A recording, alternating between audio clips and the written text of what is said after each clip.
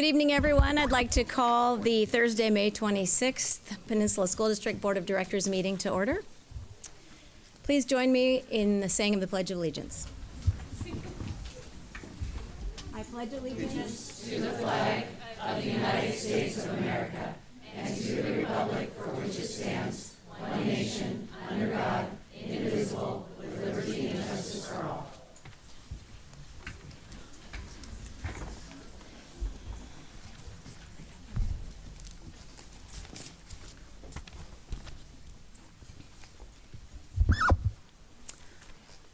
On behalf of the Board of Directors, we would like to take a moment to recognize the horrible and unimaginable events this past week at Robb Elementary in Uvalde, Texas. And the resulting heartbreaking grief. We stand with the community, the entire community, those that work in the school, and the families, and the students and the teachers and everyone. And at this time, and so because of our heartbreaking grief, as I said, we would like you to join us in a moment of silence as we reflect and honor the victims on Tuesday.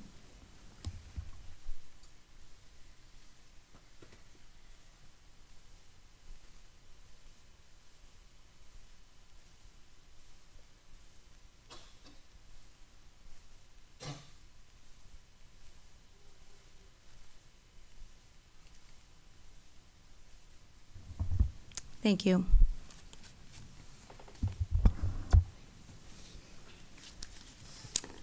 Do we have any changes to the agenda?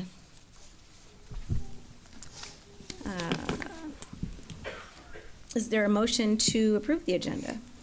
So moved. Is there a second? I'll second. It's moved by David, seconded by Natalie to approve the agenda. All in favor, say aye. Aye. Opposed? The motion is carried. The agenda is approved. Do we have any discussion on the consent agenda prior to the vote? Okay, is there a motion to approve the consent agenda? A second? Second. Moved by Chuck, seconded by Natalie to approve the consent agenda. All in favor say aye. Aye. Opposed? All right, the consent agenda has been approved. Now, we are going to move on to recognitions and celebrations. First up, Kobochuk Middle School Administration. We have an announcement, and Dan Gregory is going to come forward to make that. Dan?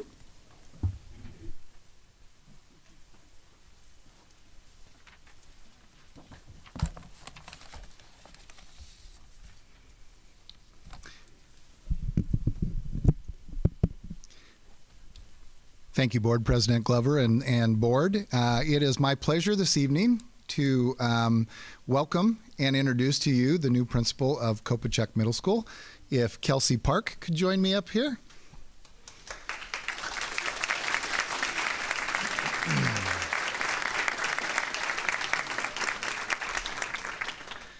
Thank you, Kelsey. Just a couple words. Just a couple words about Kelsey and what her colleagues where she is currently working in University Place had to say about her as we vetted her and welcomed her. Some of the things they had to say is Kelsey is direct, honest, caring, and approaches each person compassionately. Kelsey is smart. She likes people. That's a plus. And understands how to leverage her academic and personal skill set to improve student achievement and outcomes. Kelsey has a commitment to equity and is passionate about students having equitable access to learn in our classrooms. She is a great systems thinker. And finally, now I had to really narrow these down and cross them out. But the last one I highlighted was Kelsey works and relates well with students, is communicative with families, values her staff, and believes in making and leveraging strong community partnerships to ensure that students have the care and support they need to succeed. And isn't that what we want from all of our building leaders? And with that being said, I am very pleased to introduce to you the new Kobochuk principal, Kelsey Park, and I'm going to have her introduce her family here.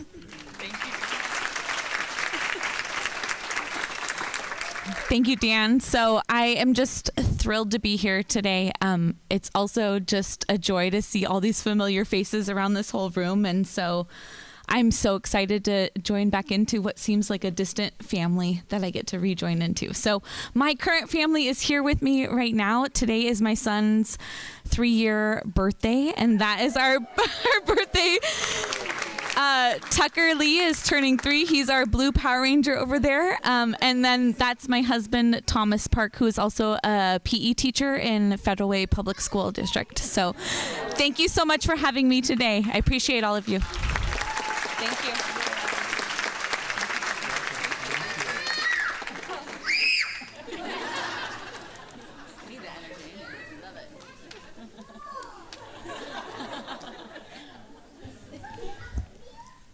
Welcome, Kelsey. Thank you so much for being here tonight.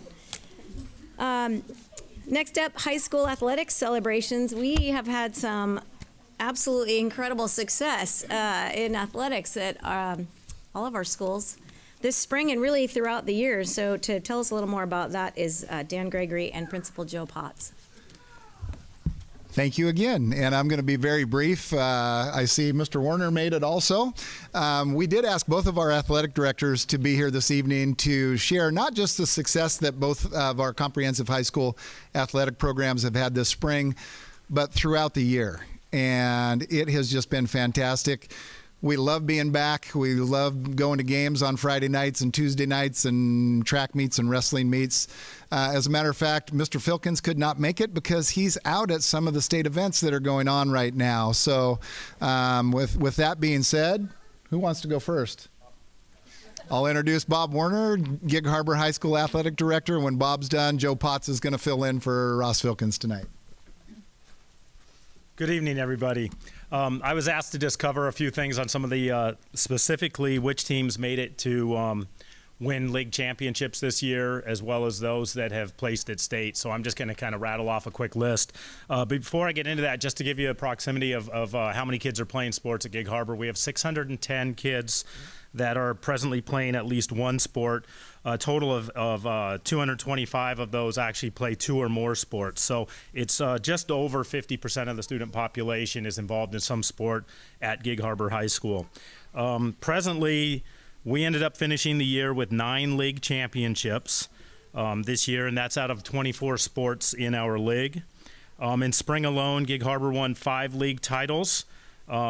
Some of the teams that won titles I'll go through here real quickly. We also, I think you heard before about from our dance team, the state championship this year.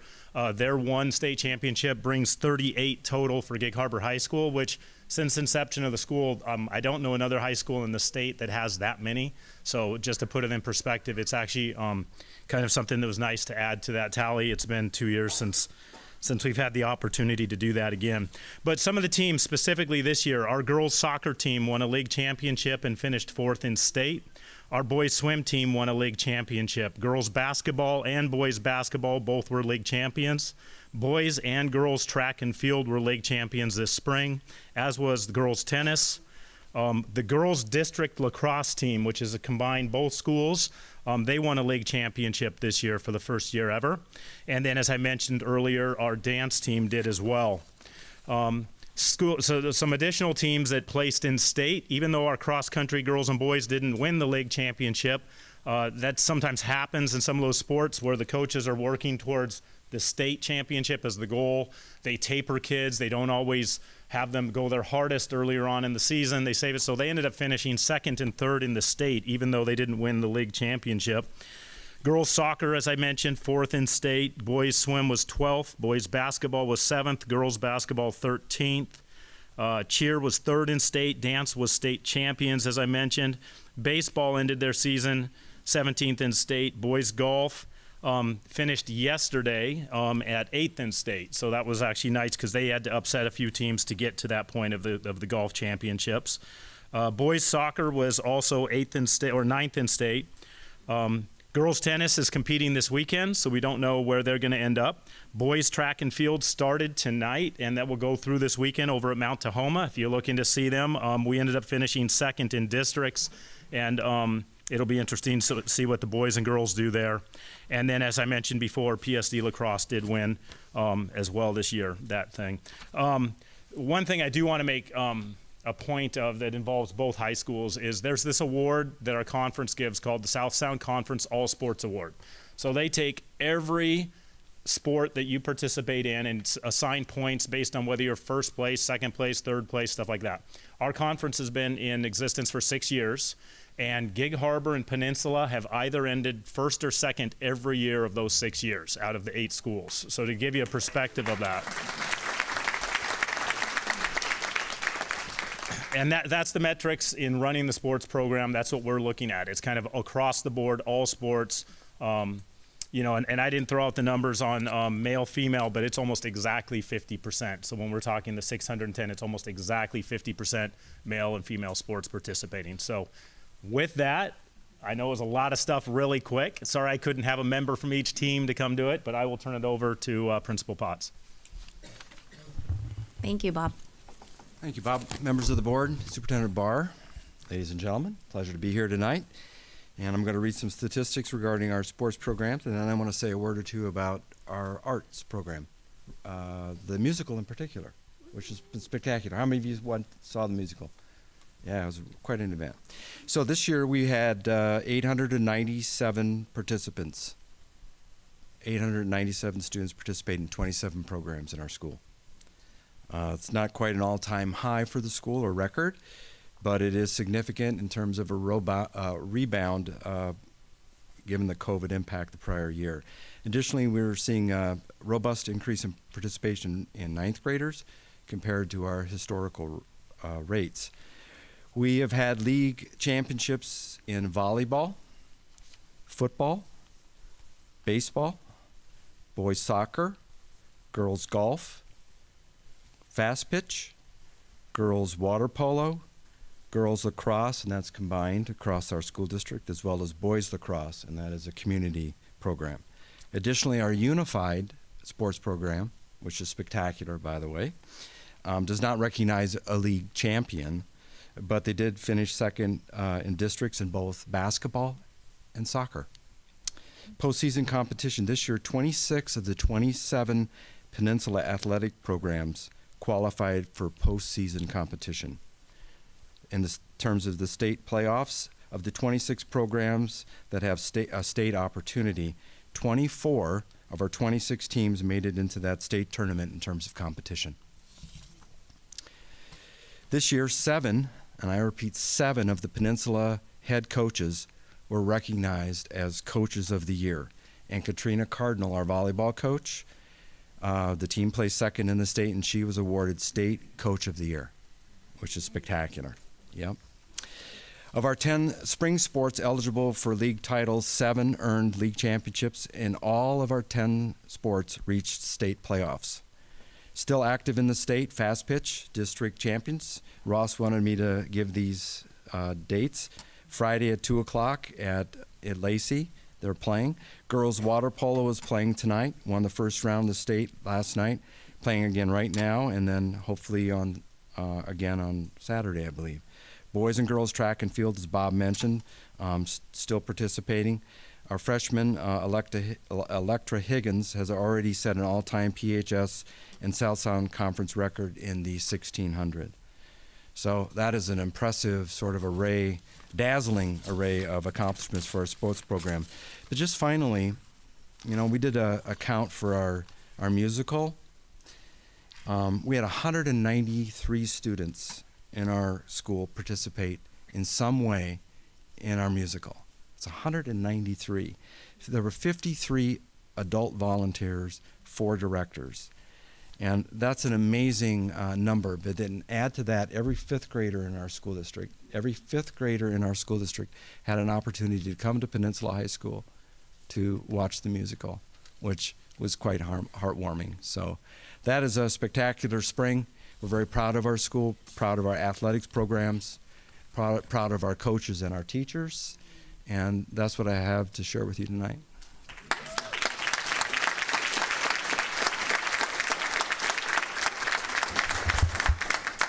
Thank you both for coming. Those are some incredible accomplishments. So we have much to be proud of and much to celebrate. Does anyone on the board have any questions before they might depart? No? All right. Thanks again. So next, we have our student school board representatives. We would like to thank you guys for all of your efforts this year and for dutifully coming to meetings and reporting your reporting back your, what's happening at your schools. And so we have, if you want to come up, we'll come around, I guess, to you, but before you come up, I'll just read this to you. We have a certificate for each of you. And it says Certificate of Appreciation, recognizing your names in there for your dedication and service to the Peninsula School District and your service as a student representative to the Board of Directors on this 26th day of May, year of 2022, from Superintendent Barr and the Board of Directors.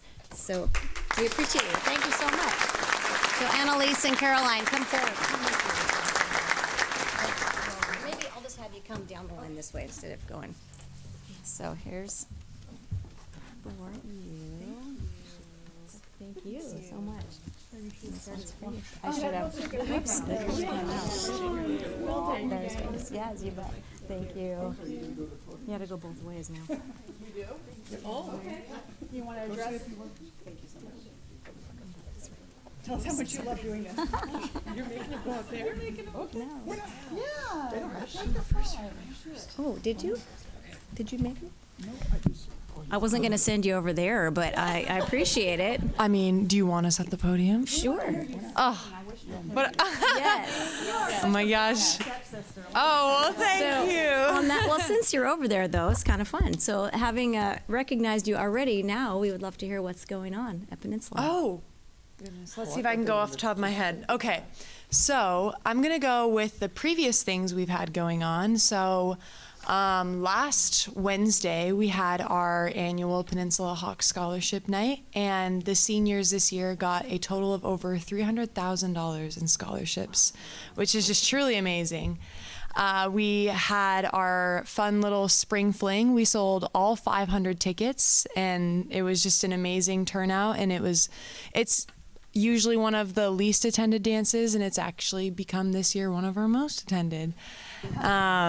And we had, let me think, we had Cinderella. It was a complete success. If you notice my little absence, it's because I thankfully got to take part in it, and I was on stage, but just because I was on stage, we can't, forget about all the crew and all the amazing people that put the work in the pit, who volunteered their after school hours. The actors get a class to do it, but all of the pit, they stay after school. They learn on their own time. They're not having any sort of credit given to them, so it's super cool.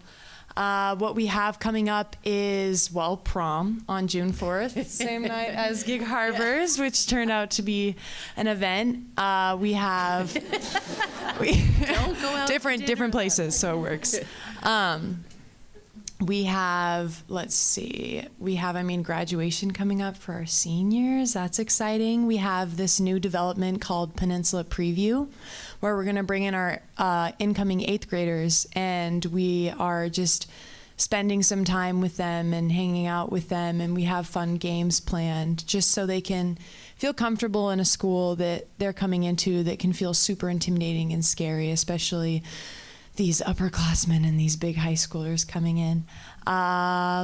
Let's think. Lastly, we have a little bit of a modified auto safety week next week coming up. We're putting our own little twist on it, giving it a little bit of a break, but we are super excited just because prom's coming up, just encouraging safety and safe driving and just, looking out for each other. So yeah, that's my update. Hey, can I Hang on just one sec. Can I just ask, in reflection in the year that you've been on the board, it was an interesting year to say the least. Reflecting back on anything particular that you really appreciate your time as a student rep?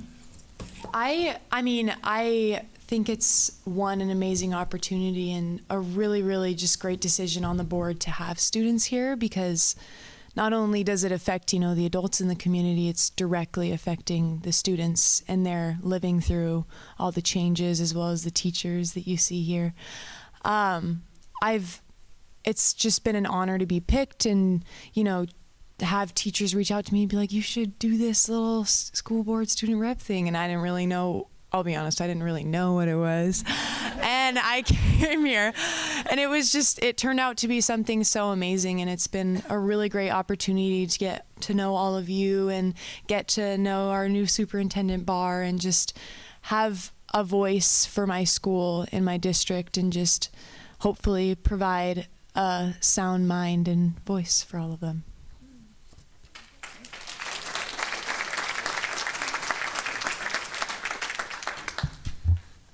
For those of you who don't know me, my name is Carolyn Gregory, and I've been gone for a while because I had a concussion due to getting hit in the head with a water polo ball. So, I apologize for my absence, but I'm here for the last meeting. Being a student representative has opened up a lot of opportunities to me, and it's given me so much insight into our school district and just the education system that I didn't even know about. And having this opportunity means a lot to me. And I want to thank the board of directors and the superintendent and all the teachers that were like, hey, you should do this. And I'm like, I don't know what that is. And I'm glad that I did it. And it's given me a lot of more deep and meaningful connections with the people in my community and in my school. And I can't thank you guys enough for that. So thank you.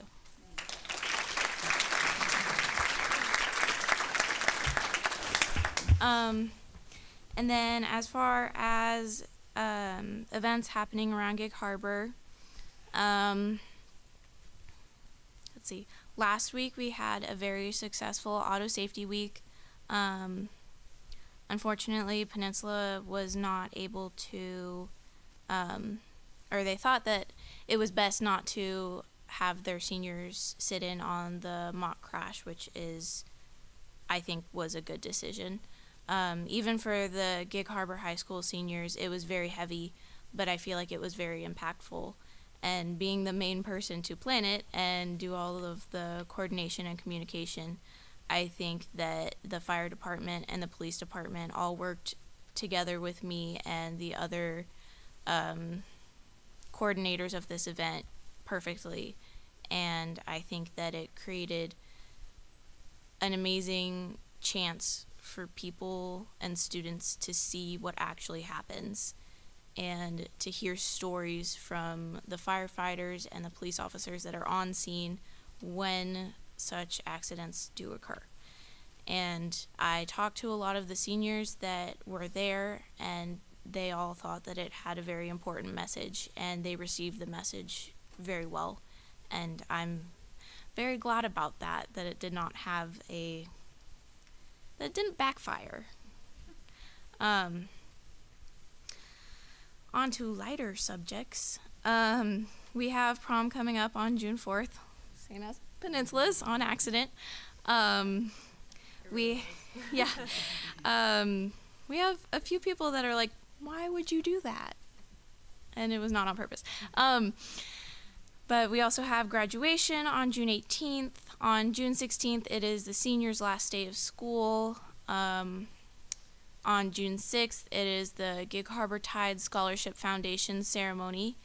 And I'm not sure the numbers of how much money the seniors were donated. But I know a lot of people who went into that process came out with a scholarship. So I'm very excited to see everybody get a scholarship there at the ceremony.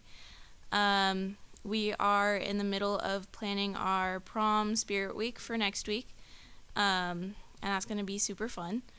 And then prom is next Saturday, and I'm trying to remember what else I wrote on my paper. the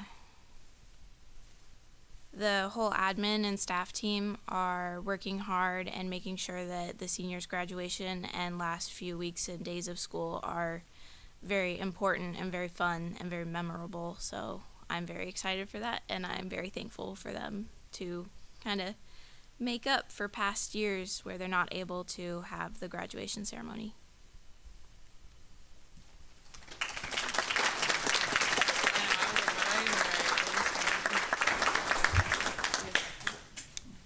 Well, Caroline and Annalise, as you make your way back over here, I just want to say again, thank you so much for your commitment to do this year.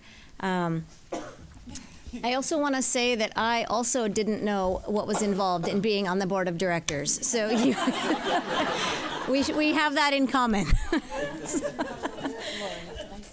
Yes, and we have another comment.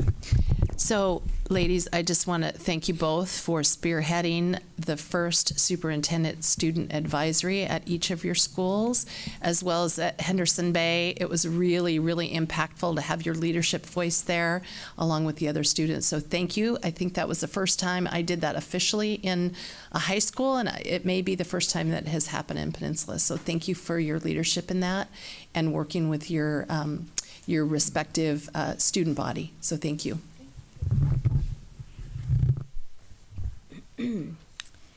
All right, next we have comments from the community. And before we start here, the board recognizes the value of public comment on issues related to district business.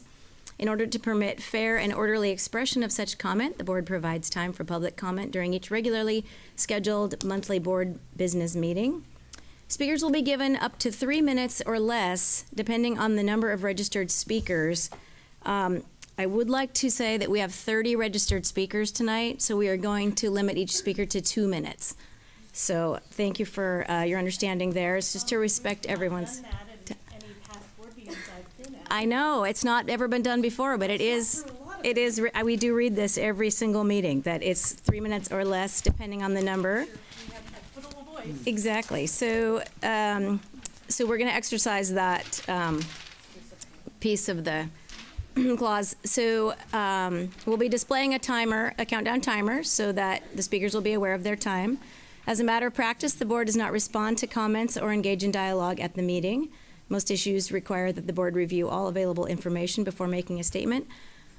The president may request the superintendent delegate a response to the appropriate Psd staff member, and we appreciate your understanding and cooperation. Board Policy 1430 states in part, the president may exercise discretion to interrupt or terminate an individual's statement when it is too lengthy, personally directed, abusive, obscene, or irrelevant. So as we've been doing the last few meetings, I'll call the first speaker's name and also the second speaker, and if the second person could just wait just slightly to the right of the podium so that you're ready when the 2 minutes are up. And then when you come to the podium, if you would please state your first and last name again for the record. So first up is Carol Rivera, and second up is Eric Pickens.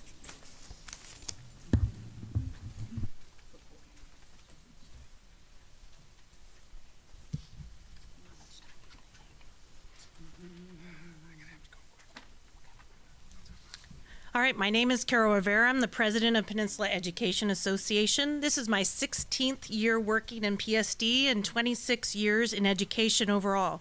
I have a diverse experience working in schools as part of a large urban school district, 2 small rural school districts, and now PSD, which presents suburban, but as we know, shares many of the same characteristics as rural areas. This is my 7th year serving as PEA president. Like the school board, my position is an elected office. I am humbled and honored that the 630 certificated educators continue to place their trust in me as their advocate and support system so they can focus on their job, educating our children. In my 7 years in this position, I have been a stable force in the district for my fellow educators and weathered repeated change in district leadership as evidenced by the fact that I am working with my 4th superintendent. Currently, PEA and the district are renegotiating our collective bargaining agreement. PEA appreciates the district has come to the table with a willingness to listen, collaborate, and problem solve. Jointly, we have made improvements to school and district systems so they will function better to support students and staff. When PEA comes to the table, we do our homework. We survey all our educators. We hold listening sessions. We also dig deep into the district's financials and how they allocate funds. It's always enlightening, but not surprising that spending doesn't always align with student priorities. It comes down to this: what we value, we fund.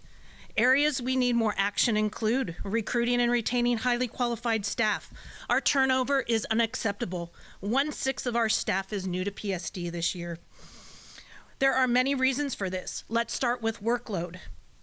District continues to ask more of staff, and it seems like common sense, but when you add something new, shouldn't you take something away? Staffing. We are unable to fill positions in part because we are not competitive with other districts in compensation, caseload, and class size. And then there's CTE. The board consistently talking about expanding Carol. programs, making CTE a priority, yet the district does not currently recognize and compensate CTE teachers for their full Eric industry Pickens is experience. next, and next after Eric is Ashley Trin.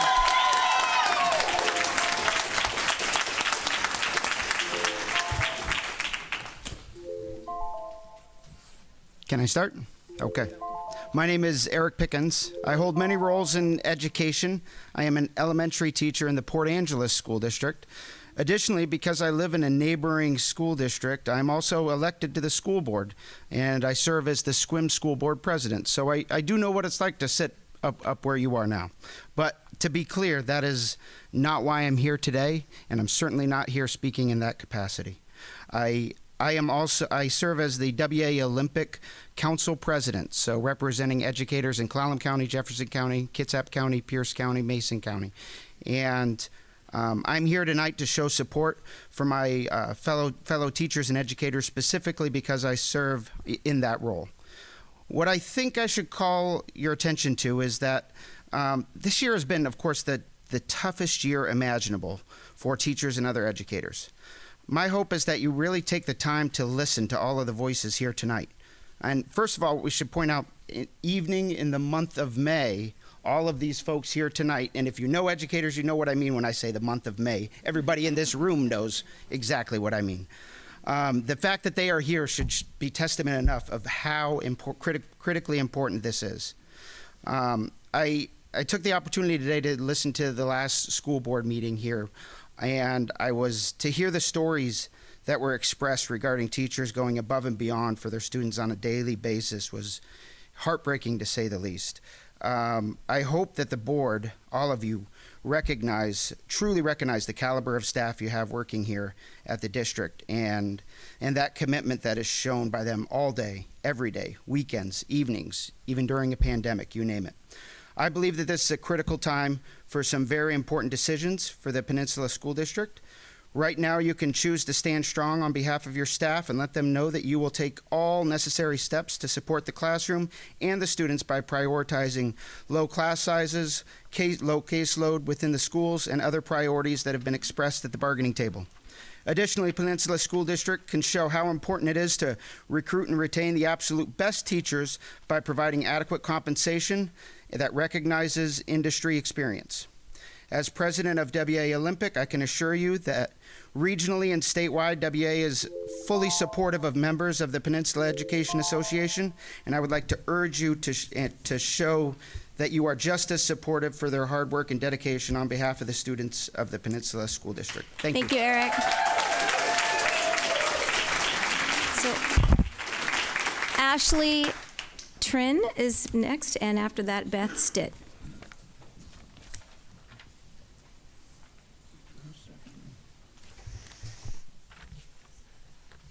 Way down. Okay.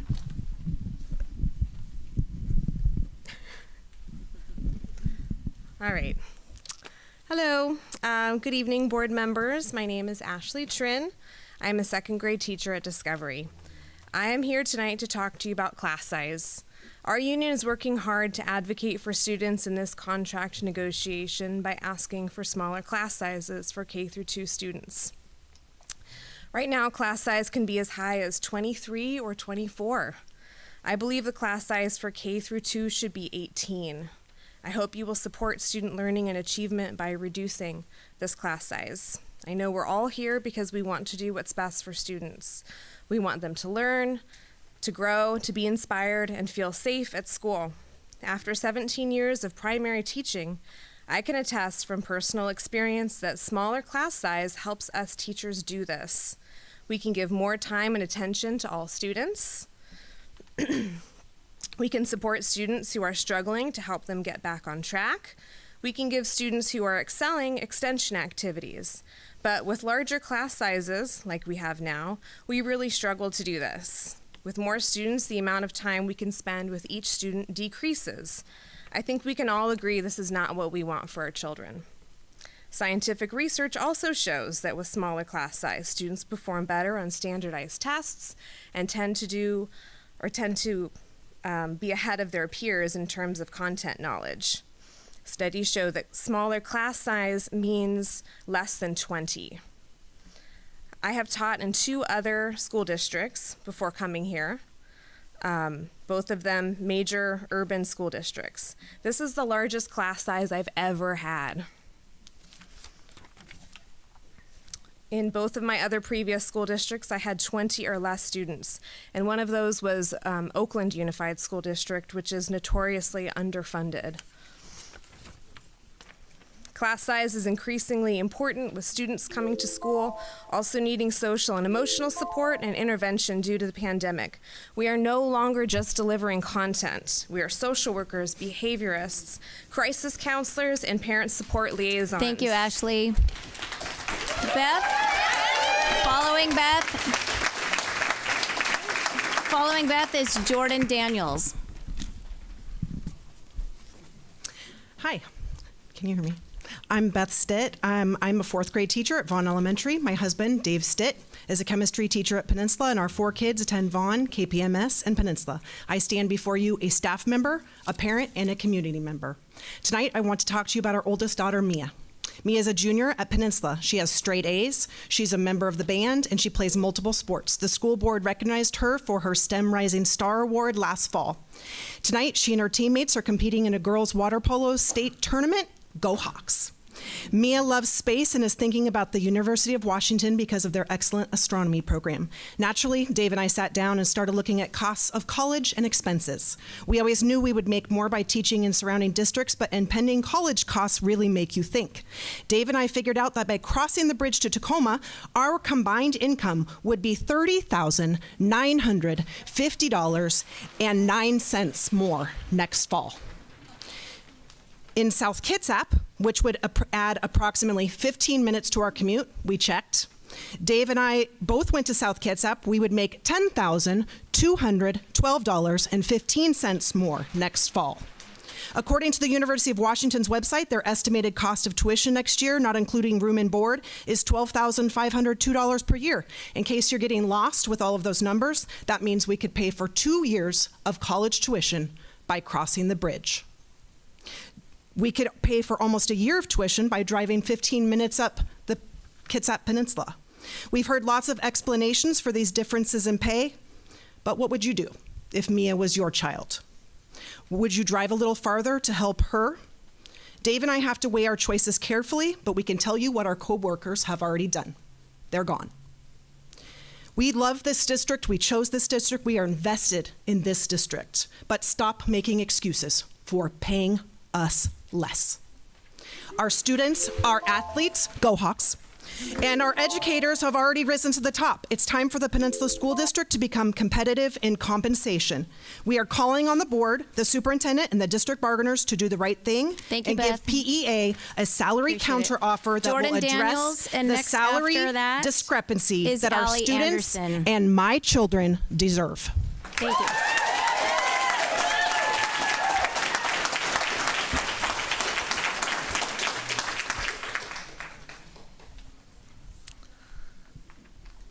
Hello, it's a privilege to be here, and I'm Jordan. I'm a special education teacher in our district.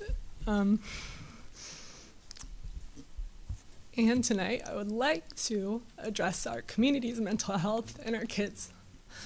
I would like to speak on behalf of the kids who are neurotypical, the kids who do not feel seen and are not seen. I also want to acknowledge everyone in the room and that we're all doing the best that we can. However, it's not enough. We have had over 6 students in our district die of suicide in the last 2 years. We are in a pandemic. We're at an all-time high for anxiety and depression. Data shows that rates of anxiety and depression in adults are now 1 in 4. With adolescents, it's even higher. Knowing that stress, anxiety, trauma, we're in the middle of trauma, has increased, I find it really disappointing and defeating and flat out disgusting that our district is decreasing the FTE of our social workers, of our counselors. We're increasing caseload for special education teachers. The behavior program alone next year is decreasing our social work in half when we have more need.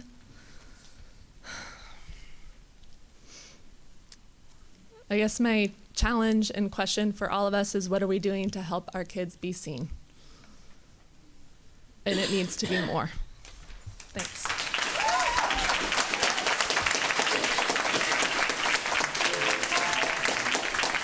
Thank you, Jordan. Allie Anderson, followed by Taylor Marshall. Hello, I'm speaking today as a speech language pathologist with the district. SLPs have the least equitable contract of the ESAs in our district. When we look at the different ESAs and their caseloads, both occupational and physical therapists have 32 students. When we look at SLPs, we have a whopping 45 students. SLPs also case manage on average about half or more of their caseload. OTs and PTs usually only case manage about 1 or 2 students per year. I will throw out some of my numbers for you. I currently serve 43 students across 3 schools. Of those 43 students, I case manage 26 of them. That is 26 IEPs that I case manage every year, as well as their re-evals. And this does not even include the countless referrals and initial evals that I also case manage every year. These referrals and initials require me to make multiple contacts with parents and teachers, multiple sessions to test the students, report writing, and attending meetings. On top of these duties, SLPs also provide weekly therapy to all of their students and twice weekly therapy to many students that have severe disabilities. Multiple students also need to be seen one-on-one, increasing the weekly therapy sessions even more. We are honestly burnt out and mentally exhausted. We frequently feel like we are failing our students. This problem is just going to continue to get worse, and we are going to lose SLPs in the process. SLPs are in very short supply, so we need to be competitive if we are going to be able to continue to serve our students. Multiple students at multiple schools went without SLP students this year. That means that we did not provide FAPE to multiple students this year due to not being able to attract enough SLPs to our district. I personally tried to recruit friends that are SLPs to our district, but they turned me down because they found better incentives elsewhere. There are other districts that provide more incentives than our district, and those districts are going to attract more SLPs, even attracting some of our current SLPs to them as well, if they don't feel heard and appreciated. If we have smaller caseload cap that the OTs and PTs have, more SLPs will be incentivized to choose our district over others. In the years to come, if our caseload is not decreased and SLPs continue to feel undervalued, this problem is going to continue compounding, and the students are going to be the ones to suffer. Thank you. Thank you, Allie. Taylor Marshall, followed by Penny Bowles. Hello, my name is Taylor Marshall. I'm a local graduate of Peninsula High School. I teach K-1 at Pioneer, and I'm here today to advocate for smaller class sizes, particularly in our primary grades. We know that these beginning school years are so much more than simply saying we are teaching reading, writing, and math. It's teaching the difference between a letter and a word and a sentence. It's that a number is a symbol, but it's also a word, and they all represent a certain set of objects. It's tying shoes and wiping tears of both students and parents. It's responding to the needs of the whole child, that these small students learn to walk and talk just 2 or 3 years before they walked and talked right into our classrooms. And some might need a little more hand-holding than others. It is very difficult difficult, however, to hold little hands that need it when 23 other pairs of hands are clamoring for your attention. It's hard to give each child the individualized experience they deserve when you're outnumbered 23-1. That's 23 5-year-olds to assess one-on-one, 23 sets of data to analyze and group to maximize instruction, 23 favorite colors to remember, and at least 23 families to communicate with every week. Smaller class sizes, especially in primary grades, allows for early and explicit intervention, so all students in the Peninsula School District are set up for success as they begin their educational career. It allows parents, teachers, and communities to meet students where they are, implement best practices for each child, and get them where they need to go. When I chose to change careers, I specifically chose to work for PSD because I believe in our community and the power that comes from strong schools. I voted for school board members because I trust you want what's best for our kids, and I trust you will do what's best for our kids.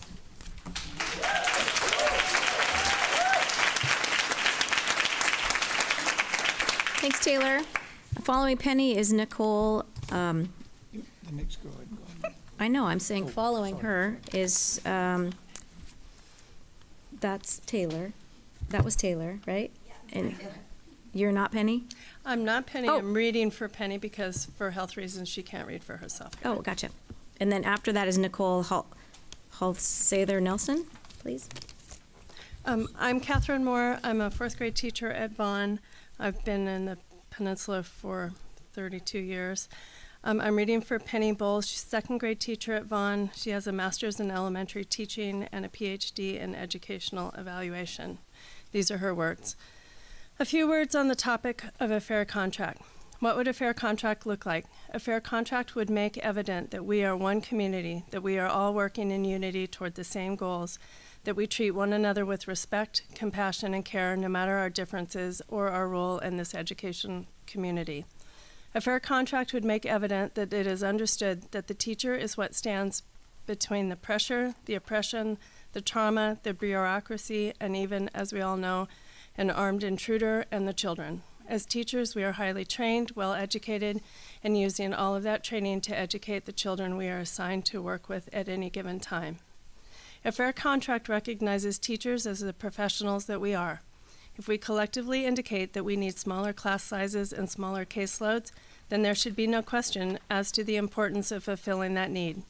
If we are all working together as one community to educate and care for our children, then we need to listen to those who are closest to the children and those trained to give that information.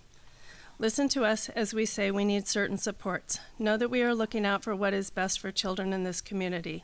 Trust us, treat us like professionals, be transparent. Listen to your teachers and demonstrate that you are here for the children by doing so. Treat your teachers with humanity. We are human beings, not human resources. The position that I hold in our district pays nearly $20,000 higher at a nearby school district in the Kitsap Peninsula. What sets the Peninsula School District apart? Let it be that we have a fair contract for our teachers, fair, humane, and respectful, one that we can all be proud of. Thank you for the work that you do in our service to our community.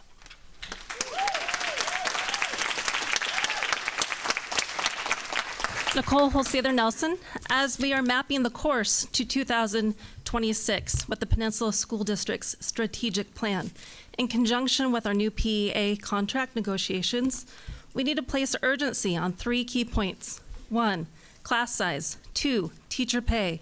And 3, fully funding extracurricular activities. First, as the Psd Vision Statement advocates, small class size is vital to support academic excellence, innovation, and learning environment. Regardless of what potential objectives are set in the district's 5-year plan, they will be unattainable if there is not a commitment by the district through our negotiations to keep and maintain smaller class sizes. There is ample data that supports the positive outcomes when districts invest in smaller class sizes. Class size conversations typically revolve around kindergarten and primary grades, but should include all levels in the Peninsula School District.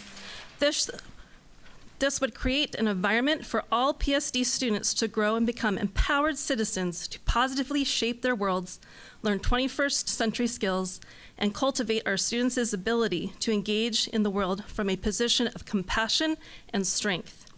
Psd must prioritize smaller class sizes for all students K through 12. Second, as stated under potential objectives in the fiscal responsibility goal of the 2022-2026 Psd Strategic Plan, attracting, developing, and retaining high-quality and culturally diverse staff is a priority. Tired and exhausted are common adjectives we often hear about teachers in the media. While in many cases it's true that we are on the verge of burnout, these words of fatigue obscure larger issues. We are stretched too thin and wear too many hats. Often, teachers do not have access to the respect and support we need and keep finding things added to our plates while simultaneously being reminded to take time for self-care. Thank you. So Jane Nelson is next. Jane Nelson is next, followed by John Rossi.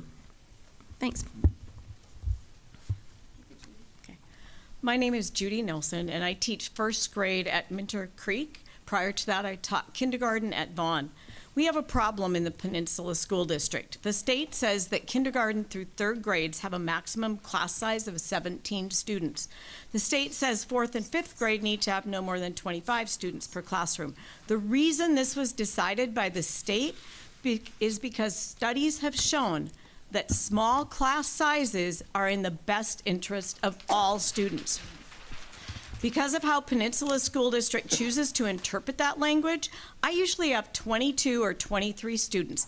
And in 10 years of teaching for Peninsula School District, I have never, not one time, had 17 students until these last 2 years when COVID forced it upon the school district. The end result of small class sizes is that all of my students get more one-on-one time with me. The end result of small class sizes is that there is less disruption, less conflict, less behavior issues because I can stop them before they even get started. The end result of small class sizes is that there is more time to build relationships with my students and their families. The end result of small class size is that there is less teacher burnout because we have time to give each student the individualized instruction that we're required to give, to grade papers, to plan, to feel good about doing our job. The end result of class size being small is that there is better learning in all areas. The district wants to claim that their new curriculum ECRI is the reason that our students in K through 2 are doing better in reading. I disagree. I'm in the classroom. They are not in the classroom. I know the reason that my students are doing better in all subjects, and that is because of class size. I am begging the school board to insist that the school district stick with the state guidelines. Make sure the district puts their money where their mouth is instead of just talking about it. Thank you. Thank you. I'm sorry, was that Judy Nelson or Jane? It was supposed to be Jane Nelson. Was it? Judy Nelson. Is Jane Nelson here as well? You are next. That's right, Mom. Judy. But I appreciate your enthusiasm, Judy. You jumped the line. I'm Jane Nelson, and I'm taking off where Nicole left off. We soldiered on with dedication and resolve in knowing why we chose to teach. We believe in public education and its ability to create a society which balances freedom of individual expression and contribution while understanding the communal responsibility to respect and care for all. These beliefs are modeled every day in our classrooms by taking all students, every single one, and meeting them wherever they are at. However, our love and passion for teaching can only take us so far. The great teacher resignation is happening throughout our country, our state, and our district. Research shows us that paying teachers more improves student achievement through their higher retention rates. My hope is that the district recognizes how a wage increase will help dissuade teachers from switching industries and make teaching in PSD more appealing to new, highly qualified teachers. Finally, fully funding extracurricular activities, again to support the objectives set forth in Psd's strategic plan, fully funding extracurricular activities is essential. Extracurricular activities offers an experience of learning and growth outside of the classroom. When these programs are not fully funded, students who excel in these areas are not getting the education they deserve. Fully funding means the volleyball coach should not have to make do with piecemeal nets. Middle school play productions should have enough funding to pay for stipends and much-needed props. Extracurricular activities such as sports and clubs enhance social skills, provide opportunities for students to explore interests, and create broader perspectives and increase students' sense of engagement with their school. PSD students deserve the benefit of these outlets, and I hope the district can commit to fully funding them. Thank you. Thank you. So now John, and then followed by Ron Witter, please. Thank you. Thank you. I'm John Rosie. I'm the stunt double for Francesco Orteza. So these are Francesco's words. He states he works at Henderson Bay. He teaches math. I have dedicated 7 years of my life to Henderson Bay. I believe in the work we do. I have seen the results. We save lives at Henderson Bay. I admit I miss teaching upper level math, but those students don't need support in the same way that our students do. I teach our most vulnerable students. These are students that, for whatever reason, have been failed by the system. They have needs that weren't met at home. They have needs that weren't met at school. They have anxiety. They have depression. I can vouch for that. They were bullied over social media usually, and that's how they end up at the school. And they've made poor choices. The reasons are many, but that's the past. What matters is how we treat them now and how we prepare them to enter our community as adults. Henderson Bay students need resources and stability. These kids have been through failed big picture experiment, being physically moved twice, ever-changing schedules, a name change, high teacher turnover, staff reductions, all of this during the pandemic. Change has a greater negative effect on those without a robust support system. Why are we doing this to our students? Henderson Bay students and staff need stability and support, and this is true. Don't cut Henderson's Bay FTE. Don't cut their programs. Give teachers a voice in what is best for ourselves and for our students. Every piece of top-down change has hurt our students and caused staff turnover. Protect our most vulnerable students by investing in them and supporting teachers. And I'd like to add, since I've been here in '94, one of the things that I've noticed is we're worried about the money. When I started in '94, we had one superintendent, one assistant superintendent, one human resource manager, 0 TOSAs. You want to look at saving on cuts, look there. Thank you, John.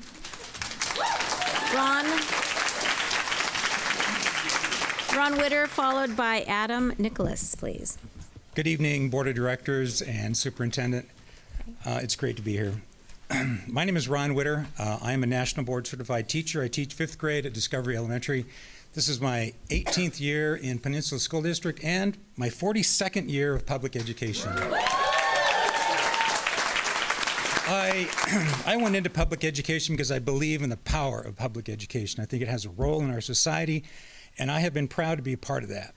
I'm not going to go over all of the reasons why you should support teachers because I think these people have advocated for themselves very well.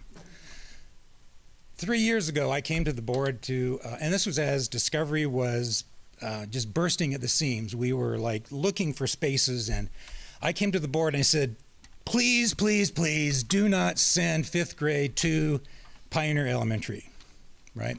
The Boys and Girls Club. And nobody listened to me. And as a result, what happened? We had a pandemic. The last 2 years have been just trying on teachers. It has really been, we have shifted from one model to another model. It has been difficult. As I begin my transition to being a taxpayer, strictly a taxpayer in Peninsula School District, I want to know that these young people that are behind me have the compensation that they need to stay in this field and not go to another district. I want to know that these teachers have the resources that they need in their classroom to do the job that they need to do. I want to know that I, as a former public educator, I want to know that I, as a former public educator in a year or so, can look back and say, this district made the right choice. They supported our teachers. I hope that we'll put our money where our mouth is and do exactly that. Thank you so much.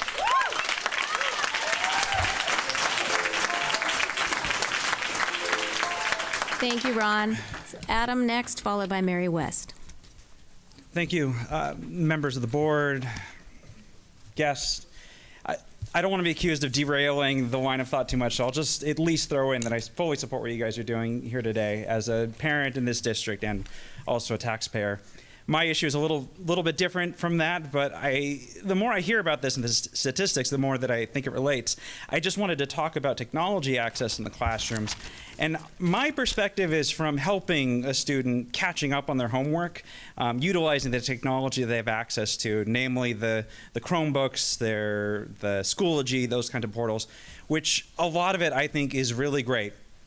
A lot of it, however, I think is a huge distraction. It feels to me, especially as I listen, that the way some of this has been arranged is to be a babysitter, to fill in for the needs of these overburdened teachers.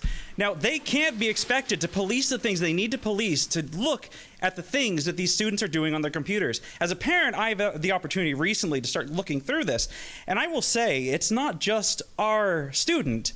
There are many students during the day, they're on YouTube, they're on Gmail, they're talking to each other. Now, what the teachers have access to, the Schoology and all the rest, is great. They do their job. They put the work on there, and the students, we can with their parents, can access it at home. However, when they're at school, when they're having this many kids in the classroom, how are they expected to go over every kid's shoulder and police what they're doing on the screens? It's an underfunded employment situation versus a multi-billion, trillion-dollar technology industry. And I think a little more support from the administrative end of this. And believe me, we've gone to the administrative level. That's where we've had our roadblocks. The teachers are great. The administration is where we can't get any changes. We can't get things blocked to keep them from accessing inappropriate non-school-related material, which to me seems incredibly outrageous. And I'll just say, maybe an audit of the system, have the teachers involved. It's for what's for the best of the students. Thank you.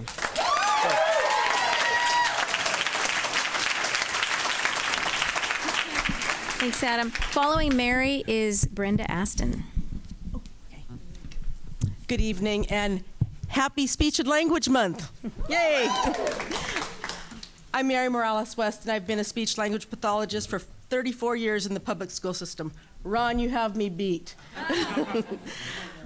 I just want you to know, in our role, we do evaluations, provide direct services, and write our reports to meet legal guidelines with the state. SLPs do not get subs. So when we're absent, we oftentimes, especially now that we can teach virtually, we're on Zooms virtually when we're sick, just in order to meet our timelines. And our colleagues are very supportive of that because we work as a team. But these still count as our sick days. Know that we are working even when we should be home taking care of ourselves. Also know that because of all the evaluations, the high caseloads, and trying to meet student needs, we often don't get planning time. It's written in there, but we're not getting it. It's simply impossible. I eat lunch at my desk while working on reports. I run from class to pick up students. My groups are much larger than they should be in order to meet the students, to get them all in for the week. Literally, my class is so small, and this is a beautiful building, but they sometimes are even tripping over each other. I spend about $1,000 a year on my own materials because the district does not provide materials for SLPs that will meet their needs. In the entire first trimester, I was on such overload that it took a tremendous toll on me physically and emotionally. I have a beautiful family and, grandchildren, and I need to spend my time at home with them when I'm not working constantly. Every student's voice matters, and I care deeply for each of my students and their families. If a child cannot communicate, that impacts every aspect of their lives. Whether we're teaching students alternative communication systems, working on their voice or fluency or their articulation skills, all those are imperative for that student to be able to convey their messages clearly and effectively to their families and communities. Thank you, Mary.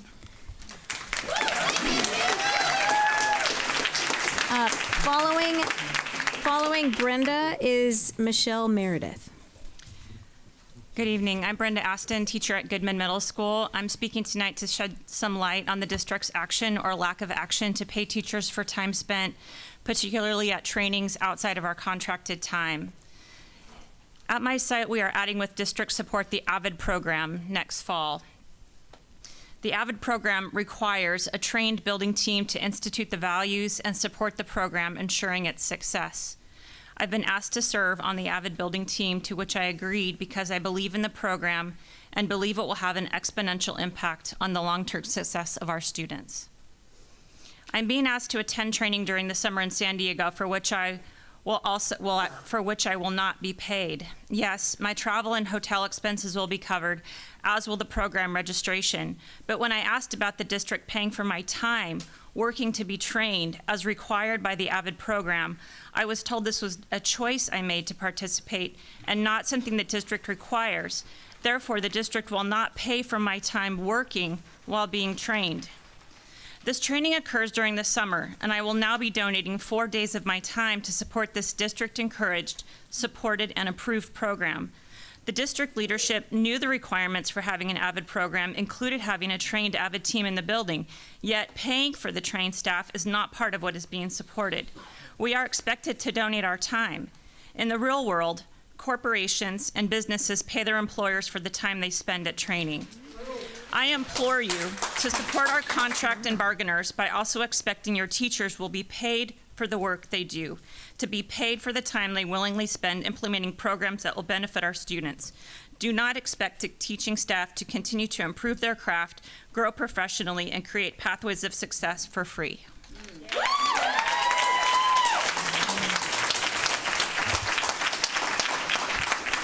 Thank you, Brenda.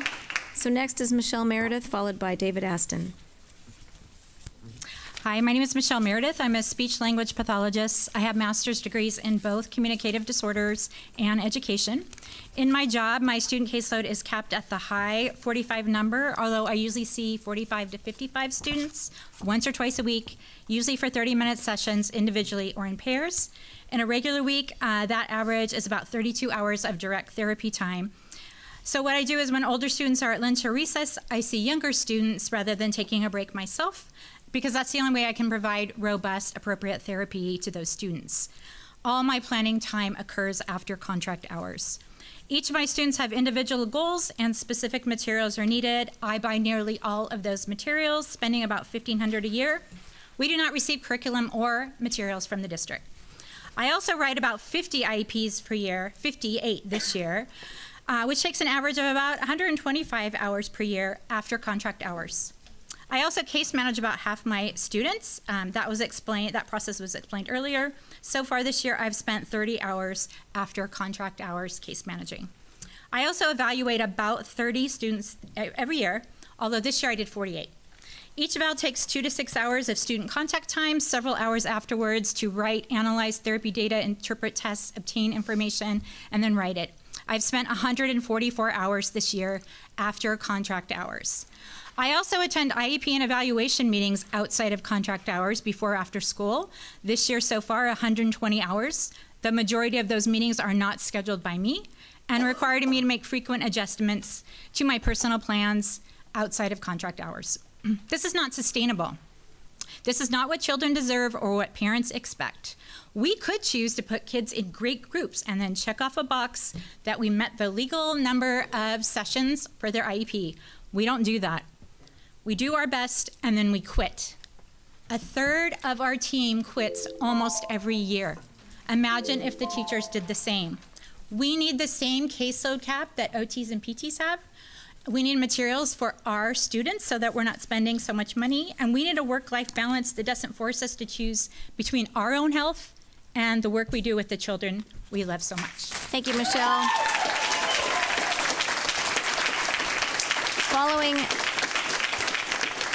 Following David is Erica Griswold.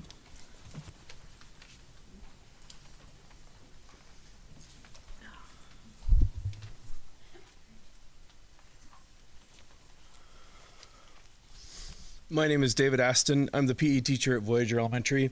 I'm also the vice president of PEA. I'm reading this letter from Liz Comstock. She's not able to make it. She has COVID. These are her words. My name is Liz Comstock, and I am a speech language pathologist in the Peninsula School. I would like to share, but I can't be here tonight. I need you to know that I love my students and I tirelessly fight for what they need. In my job, I am expected to do speech therapy with 45 students every week, many of whom who need twice weekly individualized sessions. That translates to 9 to 15 students daily, each of whom usually get 30-minute sessions. In addition to those therapy sessions, which take up the entire school day, I'm expected to evaluate new students.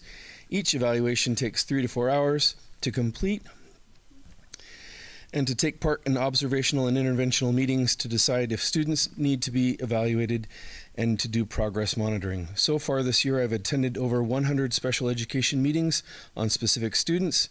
Each of those meetings require prep time and paperwork after the meeting. I don't take lunch or breaks. My work-life balance is non-existent. My mental health and physical health suffers because I race around all day trying to complete all these tasks. There is simply not enough time in my week to complete all these required activities. This workload is unmanageable, and I've done this job for 30 plus years, and I love all my students and want to provide them what they need here at school. I am simply done with the expectation that a school-based speech pathologist can do more than is physically and mentally possible. When was that ever okay? I need the district to understand that their speech therapists are asked to do the impossible every day, and in the end, it is the students who need speech therapy who suffer. If we say we care about our kids, then how can we show we truly care about our kids? Lower the speech therapy caseload in Peninsula School District, pay our therapists what they deserve, provide our kids with enough speech therapists to do the work they deserve to become competent communicators who will go on to make the world a better place. Thank you. Erica Griswold, followed by Ben Pinio. Hello, my name is Erica Griswold, and I am the options teacher for the primary grades at Vaughn Elementary. I moved to this district in the first grade and attended Artendale, Kobochuk, and graduated Gig Harbor High School, as did my husband. My kids attend Kobochuk and Voyager. I love this district. I only know this district. But the last few years have been hard, and for the first time, I've toyed with the idea of leaving this district. I want to speak about some of these same issues as my colleagues, but through a different lens, the special education lens. The first one is our caseload. Our current cap is 13 students, but when you add in equipment such as walkers, wheelchairs, medical equipment, changing tables, etc., it gets crowded. Then you add in the staff needed for the students, and trying to schedule therapies, gen ed time, lunches, breaks, it can be crazy. With each student added, there's a ripple effect that adds more to our workload, not just our caseload. The options teachers would love to see a cap of 10. I've been lucky at Vaughn the last 2 years and have had fewer students than that, but my colleagues have not. I've had a planning time this year and last, and I've never had a planning time before, and I highly recommend it. But my colleagues are struggling daily to get the time we're supposed to have legally. Kids with extreme behaviors, staff absences, trying to support students in general education can make schedule a planning time extremely difficult. Special education teachers often feel ignored. We rarely get professional development that pertains to our classrooms. We need training on the little curriculum we are given and taught how to use them. Heck, we need curriculum. We would love time to collaborate with other SPED teachers, and we need time with our paraeducators. We need to feel as valued as our general education colleagues. These are our kids, all of us. If we can't adequately serve our most vulnerable kids, who are we? Is this the district teachers will want to work in? Thank you. Thank you. Ben is next, followed by Alicia Morales. Good evening, Board, Superintendent Barr, PSD community, my fellow colleagues. My name is Ben Pinio. I teach English and Social Studies at Peninsula High School. I love my job, love where I work, love our community. When colleagues across the state ask us about Peninsula, one of the first things they ask us is about our class sizes. And all of my colleagues who've spoken on this tonight have made it very clear why. I just want to start by sharing a story. When I started 14 years ago in South Kitsap, our class sizes teaching English to high schoolers were about 34, 35, and 36. And as we read about the rising rates of depression and anxiety and the struggles coming out of COVID, we read about tragedies where we hear about youth who've become extremely depressed, disaffected, antisocial, withdrawn. I find myself taken back to those first years of teaching in South Kitsap with those large class sizes, and I think about those students who were already withdrawn, were very quiet, tried to avoid their peers, tried to avoid their teachers, just wanted to get by, just wanted to hide if they could. And I think back and I always wonder and worry if I did enough to connect with them. Did I ask them how they were doing enough? Did I tell them how much I cared about them and their life and their learning and ask them about their interests outside of school? Did they have adults that they were able to connect with both in and outside of school? As we walked through those aisles with the desks crowded so close together and every desk filled as we tripped over each other, those students I know for sure did not get as much personal attention, personal support, academic support as they could have, as they should have. And so this is on my mind this year as we talk about class sizes.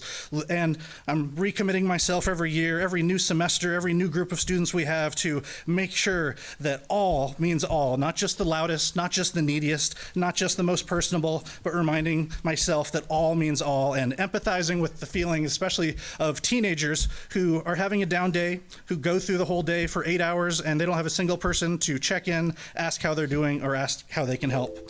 As we come out of COVID, please consider that as we focus on our new contract and the needs of all students and our teachers and our colleagues and our specialists at all levels. Thank you. Thank you, Ben. Next is Alicia. Following Alicia is Kelly Davenport.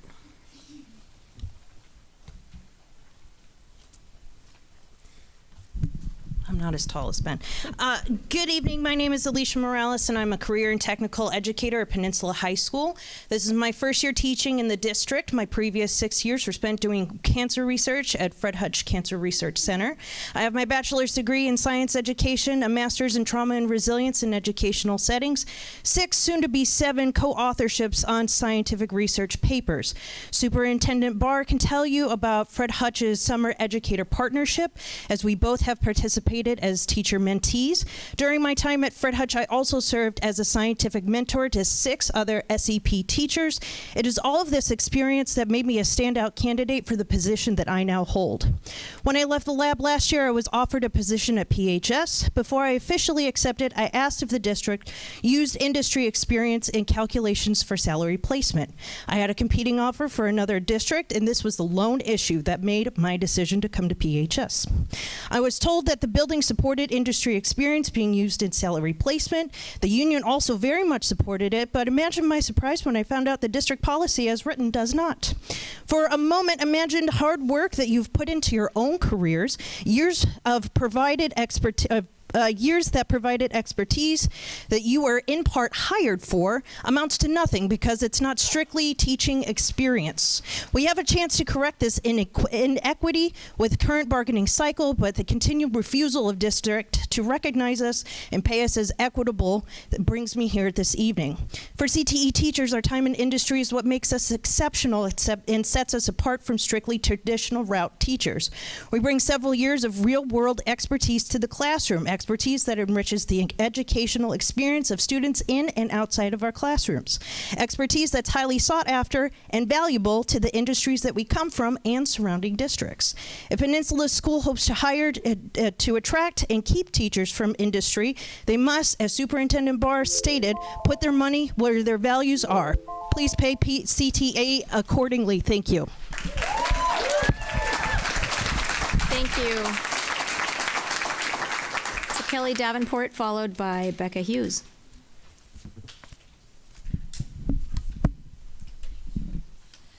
My name is Kelly Davenport. I'm the resource room teacher from Vaughan. This is my 3rd year teaching and my 1st year in the district. On curriculum, there's no SPED math curriculum. You say that it's ready math, but that's tier 1, not tier 3. There's no writing curriculum or comprehensive behavior curriculum. Zones can only do so much, and once you teach in a few months, there's nothing new for these teachers for potentially 5 more years. I have spent months building my curriculums. I have brought the curriculum from my last district with me because I was concerned about what I'd be provided here. Now that I'm here, I'm glad I did that because I would not have the time to be the effective teacher I am if I hadn't. On behavioral support, throughout the week I had to send my academic groups back to class because I need to support a student in a crisis. But then I'll get feedback from the teachers saying that those students need my instruction because they're struggling the most. And I agree with them. But I can't be in 2 places at once. I need to be able to get support from behavior interventionists, such as a SEAL team. There needs to be more available to offer support and resources. On training, coming into the district, I got zero training on my curriculum, working with students with behavioral needs, and no effective training on IEP Online. On PLCs, the resource room PLC hasn't been constructive. I know that the SLP and OT teams have regular PLCs once a month that includes leadership that offers information, updates, and advice. For this entire year, I've only had 4 PLCs, and one was only 5 minutes long.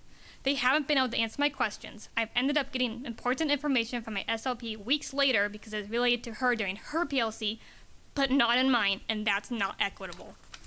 On planning and duty-free lunch, my planning is constantly interrupted by students being sent to the resource room for extra help or behavioral needs, and I'm expected to drop what I'm doing to help.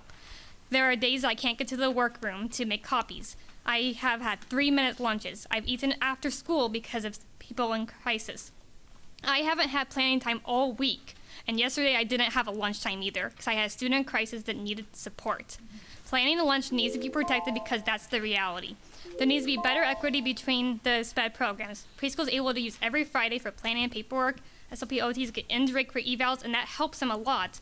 Resource room programs don't have that, and options program certainly doesn't have that extra time. Thank you, Kelly. Last month I was talked to Becca Hughes is next, followed by Laurel Kingsbury. And I'm one of them. I have anxiety, and I have needed it. Thank you. Haven't needed it for 15 years. I need it now.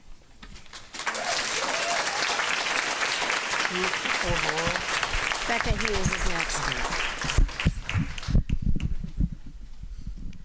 Hi, my name's Becca Hughes. I'm a parent, teacher, and graduate of the Peninsula School District. I'm not great at a lot of things, but I'm really good at my job. I've been a kindergarten teacher for 20 years, and I know it's the job I'm supposed to have. 5 and 6-year-olds are my people. I feel lucky I get to spend my days with them. I get to teach them to read and write. I get to build relationships with their families that last for years. I get to teach kids to love school, and I laugh every day. Is it easy? Nope. Is it worth it? Absolutely. Next school year, I'm going to be doing something I never thought I would do, and I'm taking a reduction in my contract to teach part-time because this is the hardest year I have ever had. As the world slowly tried to return to normal, districts around the country, including Peninsula, jumped back in like everything was okay. Not only did most of the kids coming into kindergarten not go to daycare or preschool, they had never been to Sunday school or stood in line at the grocery store. Many of them have never had another adult other than their parents ask them to do anything. Many have had the full attention of someone at home to do everything for them and give them what they need it when they need it. Others have been left to their own devices as their parents work from home and screens were their babysitters. This is no one's fault. We all did what we had to get through, but it's a problem. I have to skip a lot because you cut off my time. Both kindergarten classes at Discovery currently have 23 students. I have a 24th starting next week. We are the largest classes in our school. I am here to tell you that is too many students. In the middle of a pandemic where children have not been prepared to enter school, there is no way for one adult to meet the needs of all the students in their care. Students do not have basic self-help skills or executive functioning they would typically come to school with. They struggle to follow directions, dress themselves, use the bathroom on their own, and regulate their behavior. Their behavior is impulsive and their emotions are big. Classrooms are trashed when students get upset and dump out and throw around everything within reach, including furniture. Entire classes are evacuated for hours at a time. 23 more kids in a kindergarten class is not what's best for kids, and it's breaking their teachers.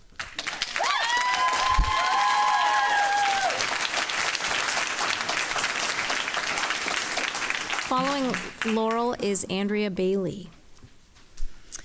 High school board members and colleagues, thank you for hearing us and giving us this time. Last month I spoke here imploring you to recognize how bone-weary, tired, and fatigued we educators are, and I had 3 points in which you could support us. Unable to get to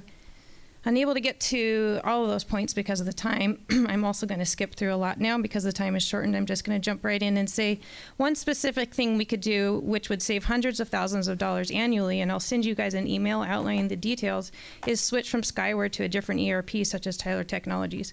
But however you can make it happen, for I know that you can because I do believe in you guys, I want and ask that you would please pay us a salary worth bragging about, worth telling our out-of-district friends and families about. Please pay us what you think we are worth. I have held several different teaching positions over the past 17 years, from teaching legislative processes to high schoolers, to math and science to middle schoolers, to outdoor education, to my current position of physical education to elementary kids, otherwise known as a specialist. And let me tell you, never have I ever worked in a position that has required more energy and more constant effort all day long. I have come to realize that specialists hold a unique and vital, though occasionally slightly under-recognized role in each of our elementary buildings. Specialists have a direct point of contact with every single kid in the building. Specialists, at least once a week, we have direct contact with every kid. We create, design, deliver, and assess differentiated, scaffold, and nuanced lessons for 6 different grade levels every single day. Well, 7 now that you've added transitional kindergarten, which I'd be remiss to go on without noting that TK was added without a thought, word, or consideration for specialist role.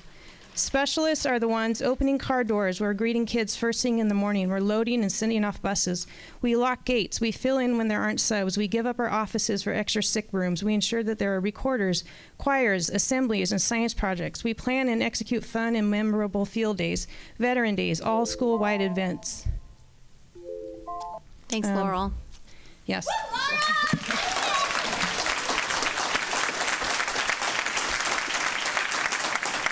Aaron McAllister, followed by, Andrea Bailey, followed by Aaron McAllister. Tonight I would like to speak as a parent, if I can get through it. My daughter is a kindergartner at Discovery Elementary. We all know that students are entering with a lot of extra needs, but let me tell you what that really looks like. Kindergarten students don't know how to hold a pencil. They don't know how to button their pants. They can't even open a juice box. They have no idea how to ask how to be a friend. They don't know how to play with someone else. They don't know how to take turns. Students need constant reminders about being safe, not hitting, pushing, yelling. Students are crying. Students are falling asleep. Students are under the table. Oh, and the academics. In Adeline's class, there are more than just a handful of students who are screaming, hitting, throwing tantrum, throwing items. Sometimes this is more than 30 minutes a day. How can anyone learn in that environment? I hope more parents start volunteering and are in the schools because they would be appalled. I was told that my daughter's kindergarten class was going to be capped at 20 this year because of high behavioral needs towards the beginning of the year. Her class is now at 24. That's not even safe. How could her teacher save her life in an emergency with that many students? That's how you break trust. That is no wonder we have lost over 600 families to other educational systems. That's on the board. You want students back? Lower class sizes. It doesn't matter how amazing the teacher is because she has a good one. There's not enough time in the day. I just wanted her to have a peaceful, special connection. And I'm already hearing that they're not going to do a single thing different next year for first grade. Should I start looking somewhere else for her to attend? Adeline lost her father this year. The staff is too busy with behavior for her to even have a group, for her to get support for that, because they're busy cleaning up classrooms and helping someone with 24 students. Thank you, Andrea.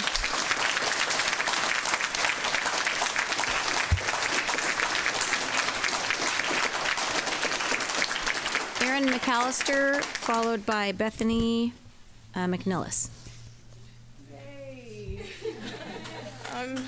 Yay. Don't start my timer yet. Wait up. Okay. Wow. I'm Erin McAllister. I'm just a parent.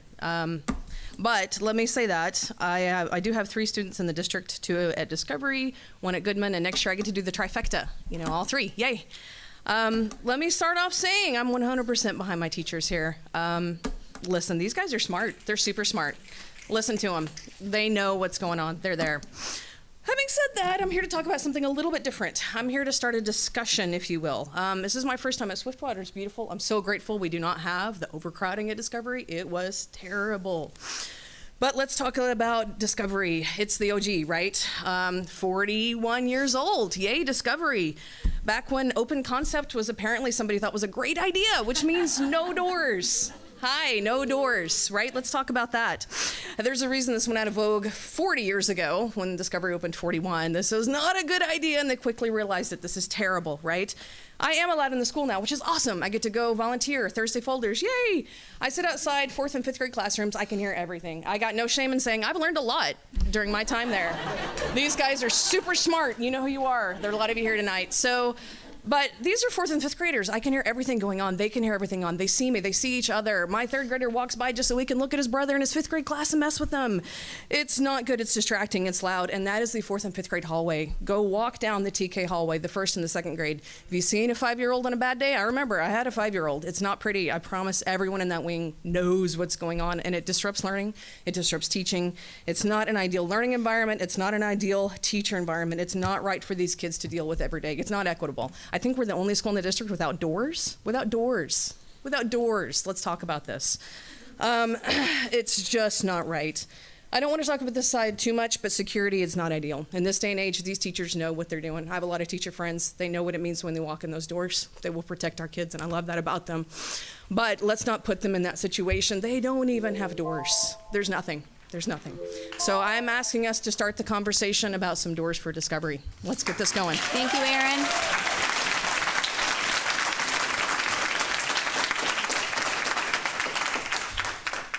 Following Bethany is Carlin Hansen-Smith. Okay, I'm Bethany McNellis. I'm just a parent as well, and I came on the same subject as Erin about doors at Discovery. First of all, I'd like to say the social emotional response to this past week at Peninsula was amazing.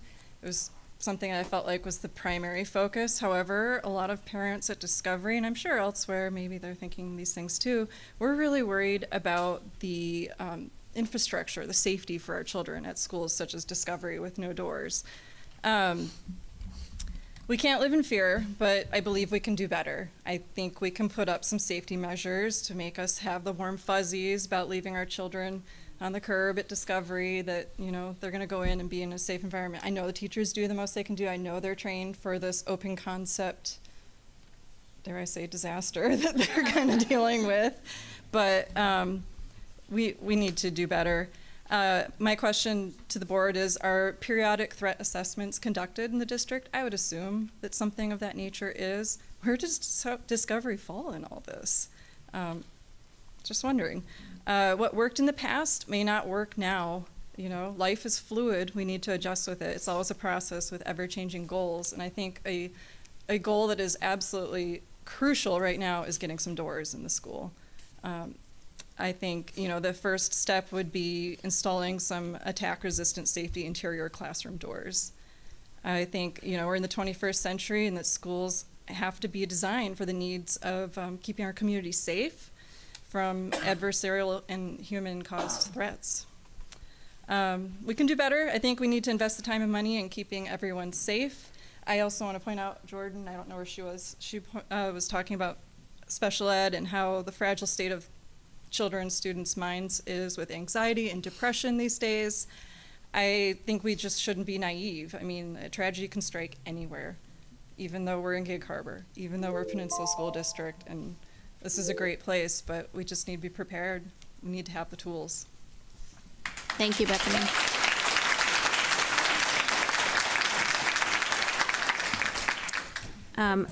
And our last speaker will be Julie Brewy.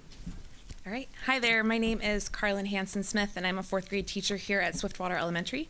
I'm also a parent in the district with a 5th grader and a 7th grader, and I'm a 3rd generation public school educator. After the tragic events like the one in Texas on Tuesday, it makes people think, what can we do locally, immediately? What actionable steps can we take? And I have some suggestions. We can add some counselors to our schools, some social workers, provide more mental health support for our students, and lower our class sizes. The best way that I have found to truly connect with students is to chat with them one-on-one. This lets me get a read on their mood, body language, lets them open up, and gives me more information beyond just their academic achievement. However, with my current class of 26, if I want to talk with one of my students, or all my students, for let's say a 3-minute check-in one-on-one, it would go on for more than an hour and a half, and that's longer than we've had people up here speaking right now. If we gave them the 2-minute limit like we have today, you'd have kids talking nonstop for an hour. Many of our kids not many of our kids truly need not just social emotional learning, but mental health support. And though I'm a teacher who loves my students and I work to provide a safe and nurturing environment for them, I am not a mental health professional. You will often hear teachers talk about our kids or my kids. When I talk to people and I brag about my kids, they'll often say, wait, your school kids or your own kids? And so every time we do a lockdown drill and I dart around the room, did I close the shades? Where are the keys to lock the door? And I'm counting all my kids. Is anyone in the bathroom? I gotta keep the kids calm and quiet. I do this all while my own daughter is down in the 5th grade wing in Christina Murray's classroom. And I know that she is doing the same thing for my daughter, that she will be protecting her own because her daughter is next door in Ben Canodal's class. And so when we say these are our kids, we mean it. And we need to act in their best interest. They say when you know better, you do better, and we need to do better.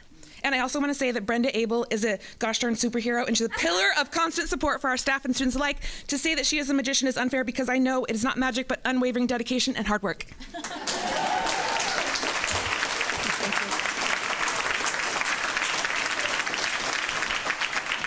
Thank you. Julie? Good evening.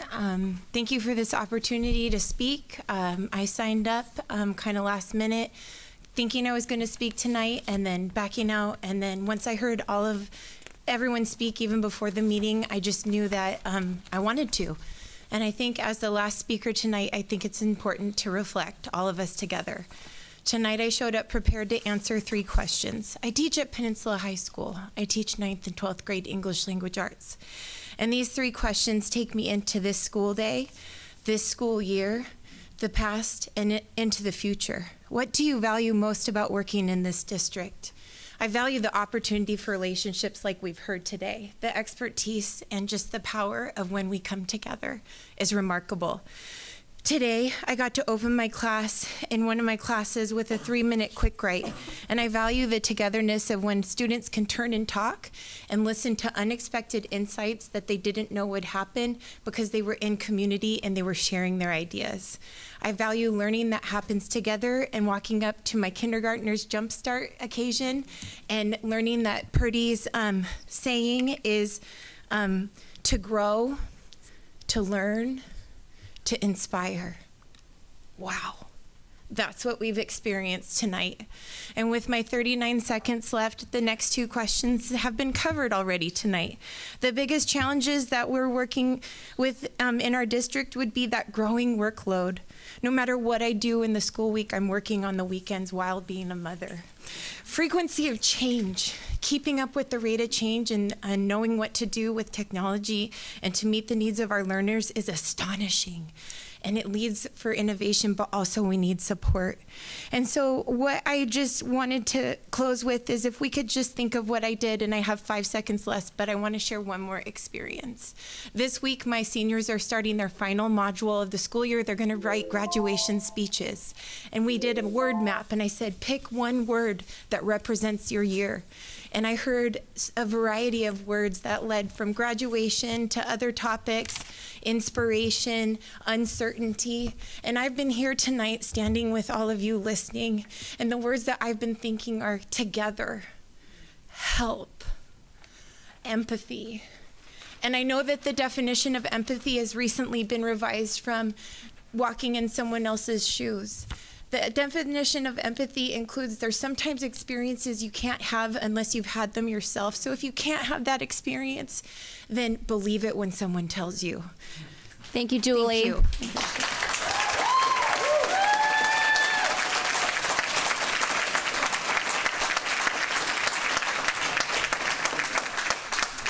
Thanks, everybody, for sharing your comments. We are going to take a 5-minute restroom break.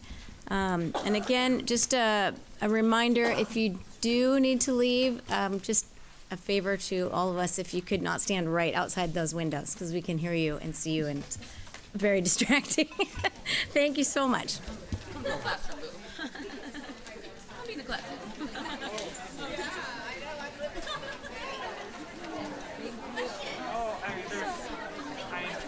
I fumbled everything.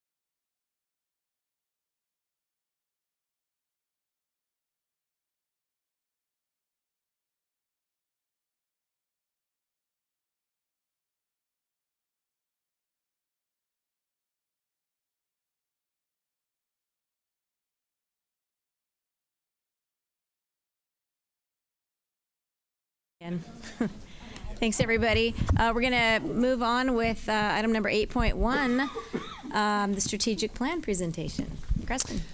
All right. Well, this is another view over here. You all look good this evening. Thank you, audience, for staying here and attending. This is actually a very, very important conversation that we will have. This is a compilation, an evening where your work as a board of 5 and the conversations that you have had throughout the community in multiple community events, as well as the thought exchange data and information, have allowed you to come up with the first iteration, the first reading this evening of the new strategic plan for 2022 through 2026. So I'm very proud to be able to share your work and the work of our learning support team. For those of you that did not attend at our last study session 2 weeks ago, we had the opportunity, you as a board, to hear from the learning support team, of which we are seeing some, but we have approximately 25.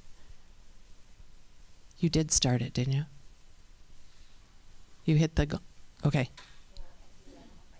Okay. Okay, perfect. I just wanted, because you were looking at each other, I thought, uh-oh. Oh, I did put the candy down for all of you. That's what you're looking at each other for? Here I'm on a roll. Yeah. So mapping the course this evening and what we will be doing, I will be sharing the first portion of the work that you have taken, and you have taken all of the data over the last probably 3.5 weeks that you have received, and you've actually changed and plussed the strategic plan draft that you will see. So for those of you that have seen the old draft, this is the updated version with the new language. So I am just sharing the information that the board has revised.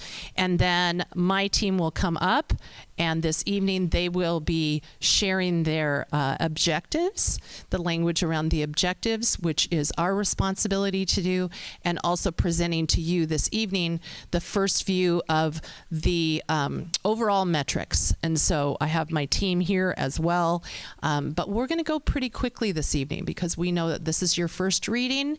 You'll have an opportunity, and then if acceptable to you, you will be approving the after the second reading next month at the end of the month. All right, so this is Peninsula School District. The vision is to inspire and empower every child every day. Our mission is to be the best school district in the state by preparing every child to be a successful and engaged global citizen through innovative, rigorous programs within a culture of belonging. And the values, we believe that every child in every school deserves support on their own unique journey to excellence every day. And you can see the values. I have to turn around because I can't read that far. Can I take this off? Okay. Oh, so much clearer. So really, we're looking at 5 major values. 5 main values, with excellence, the value of excellence seeding through everything. So 5 values: excellence, supporting every child's unique journey to excellence; curiosity, which is an unusual value to have in a strategic plan. I just want to say and commend the board for being brave and to being thoughtful and to being student-centered the entire time. But curiosity, we value that every child is encouraged to wonder, explore, and create every day. Confidence, every child is encouraged to be courageous, to take chances, and to follow their dreams. Culture, every child belongs. We heard a lot about that this evening. Matters, and will be provided every opportunity to succeed. And lastly, but certainly not least, character. Every child is encouraged to be hardworking, respectful, honest, and kind. Those are the 5 values that Peninsula School District has stated. And under the goals, the 5 goals, all the work that we do as a school district will fall under one of the 5 goals. That's the most important thing that I want to share this evening. And those goals are academic excellence, innovation, learning environment, fiscal responsibility, and community engagement. And I want to thank our community online and the community that is here for engaging in some very deep conversations around these 5 goals. So this evening, each of the leaders of a group of goals, they have been working very hard about articulating and sharing information, and words matter. And so the words that are in our strategic plan have been vetted and discussed at depth, as well as the metrics. And this is the learning support team, and I will hand it off to Dan. Thank you, Kristen. And thank you again for allowing us this opportunity. Thank you again for allowing the learning support team to work through the details of the strategic plan. It has at times been challenging, but we have benefited from this work as a team and feel good that our fingerprints are on it. Thank you also for the feedback at the last study session. The feedback has helped us to modify our goal statements, objectives, and metrics to what we believe is now both relevant and meaningful to educators and to our community. Regarding metrics, you will see some metrics in the following slides that you're familiar with, as well as some that are new and are in development. And finally, as we go through the slides, please jot down any questions that you have and save those for the end. As you heard at our last study session, much of the work that we do is intertwined between the goals and interdependent upon one another. So if there's something that we don't cover in one section, it may be covered in another section. With that being said, let's move on to academic excellence. You'll notice in the new academic excellence goals, we've kind of modified the goal statement a little bit to say we will provide every child with a high quality education that is personalized to reflect their unique learning needs. Again, thank you for the feedback around the objectives. Our first objective under that category is all students will learn, achieve, and grow at high levels throughout grades P through 12. The metrics that we imagine in that area are meeting or exceeding benchmark on district and state measures. We will do that in the area of reading and English language arts at the 3rd grade level, the 8th grade level, and the 10th grade level. In math, we'll be looking at scores in 5th grade, 8th grade, and 10th grade. We will be closely monitoring the number of students and looking for growth in the number of students in 9th grade that are on track to graduate. And of course, we will be closely tracking not only our 4-year on-time graduation rate, but also our extended graduation rate at 5 years. The second objective in that area is all students receive whatever support they need for continuous improvement and success. And as you recall, that was where we had our MTSS acronym. We took that out to make this language more understandable to people who are not educators. What we'll be looking for there is students demonstrating growth on district and state measures for specific student groups. That means eliminating achievement gaps. That means a progressive increase in the number of students who are signed up for College Bound Scholar Program and FAFSA completion rates. That also means an increase and a steady increase in the completion of dual credit opportunities. And those can both be AP, college in the high school, or CTE credit dual opportunities. The final objective under academic excellence is that all students benefit from a highly trained, highly motivated instructional staff. This is our professional learning goal. And because of that, we will be tracking professional learning data in terms of the number of staff members who are signed up for specific professional learning opportunities. We'll also be conducting needs assessments from staff to see what they need and where they think they need help. And professional learning is great, but we also want to see implementation. So around implementation, we'll be looking at walkthrough data to see if our inclusive practices work has made its way to the classroom. On that note, that's the end of academic excellence, and I will hand off to John Helwick to talk about innovation. Thank you. Thank you.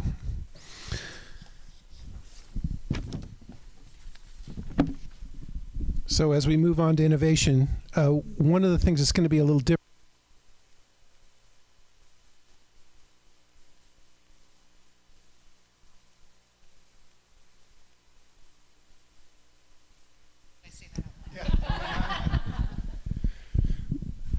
That's better, good.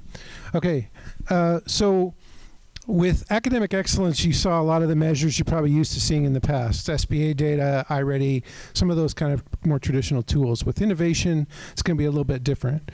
When we start out with the objective, transform mindsets of learners to inspire curiosity, creativity, and sense of wonder, you're not going to have that kind of a traditional tool that's going to be able to measure that.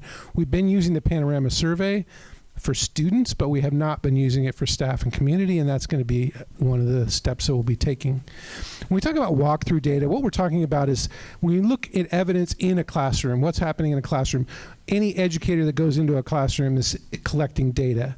We want to make sure that we're collecting data in a similar, uniform way. So we need to create some tools that whoever goes into the classroom is doing that in a consistent way. So that'll be pieces we'll build. And several of these are going to need to be tools that we build as a district. We talk about fostering a culture of risk-taking.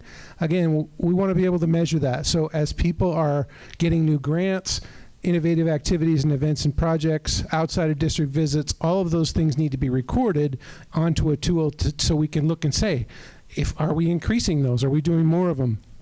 And to what rate do we want to do even more the next year?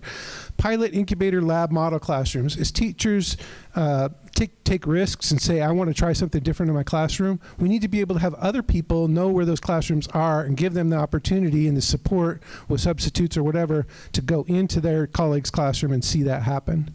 And so, again, we need to track that and make sure that we're doing that more and more. Empower learners to innovate. Same thing is with district tools for measuring those types of data points. Team reports, number of staff that have been on visits to other schools. School community partnerships is an important one.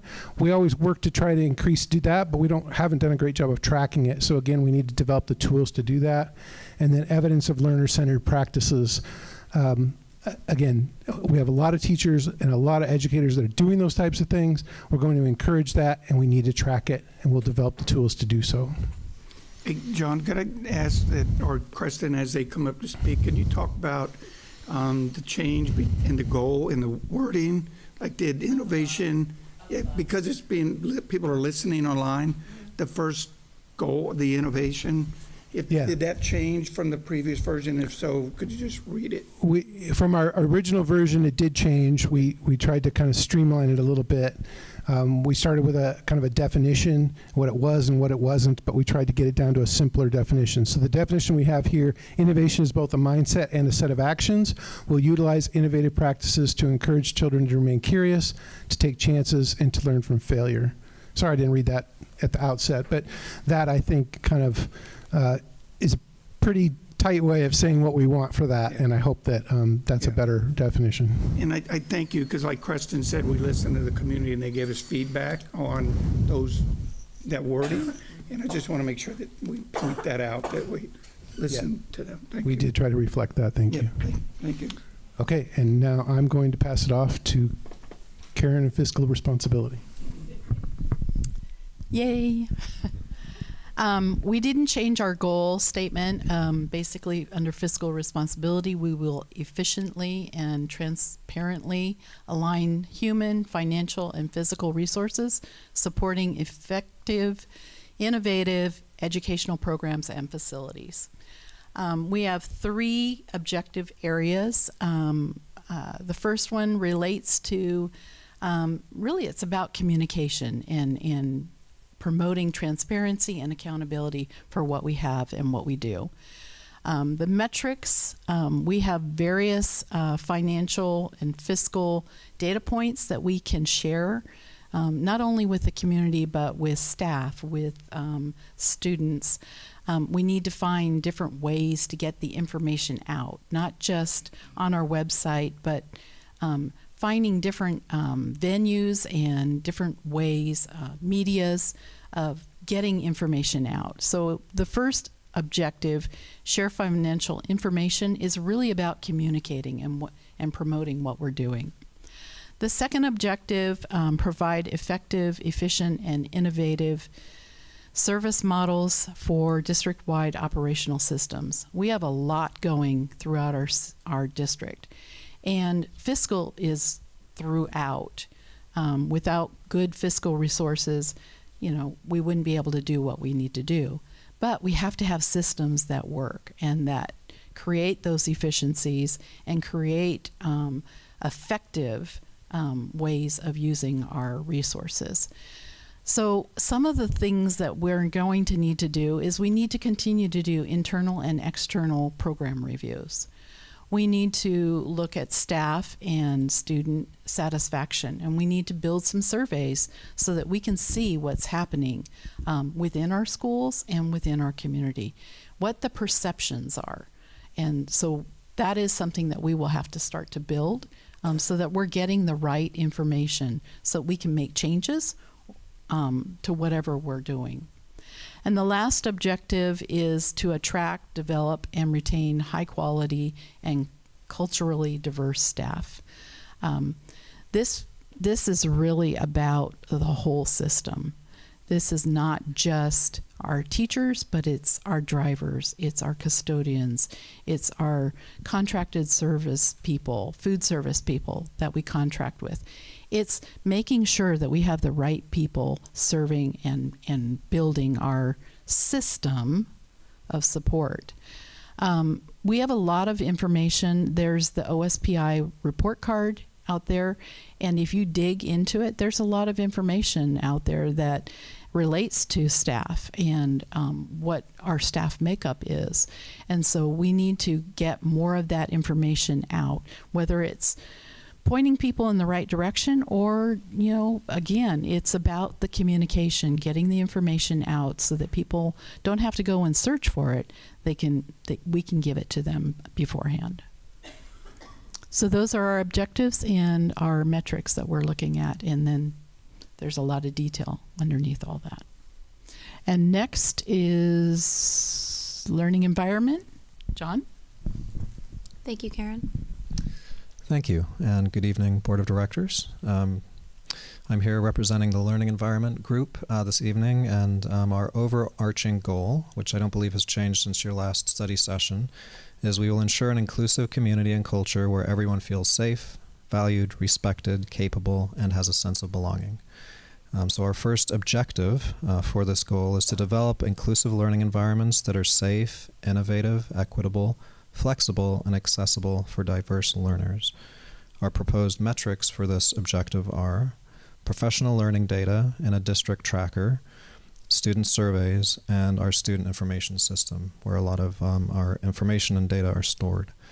We would hope to see, based on this objective, an increase in attendance, a decrease in discipline incidents, and an increase in student perception of sense of belonging. That's one of the metrics within our Panorama student survey, and I'll just note that that's also highly correlated with overall student well-being and with higher academic achievement. Our second objective is to create a district-wide culture where the well-being, social-emotional health needs of every student and staff member are prioritized. Again, we would use a professional learning data tracker to track our professional learning that is offered in the district. We would conduct student, staff, and family surveys in order to gather information and again utilize our student information system. Again, we would hope to see increase in student and staff perception of well-being and sense of belonging, as well as a decrease in discipline incidents.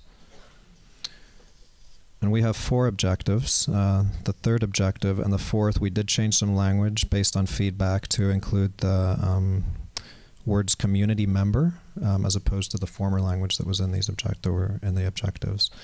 So the third objective is to foster a culture where every student, staff, and community member has a voice to impact continuous learning.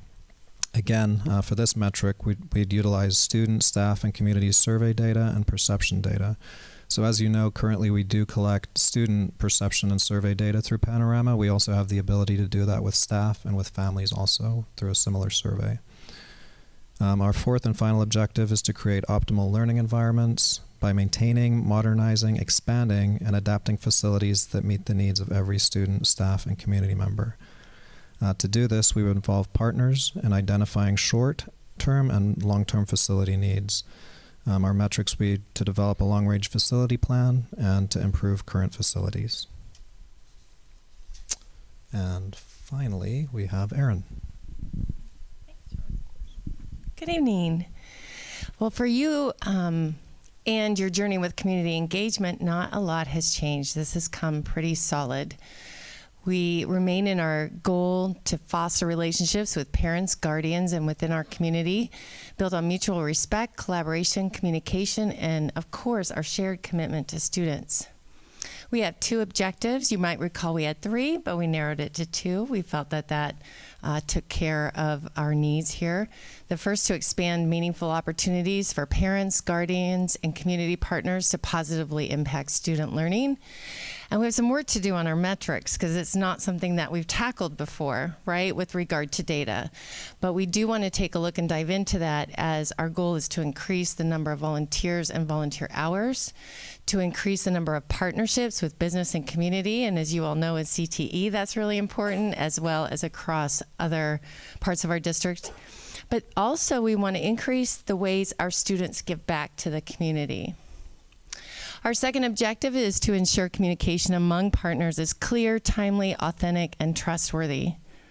Evidence from this will be through thought exchange tools, through other survey and data, social media usage and data, surveys, engagement, and then, of course, ballot measures.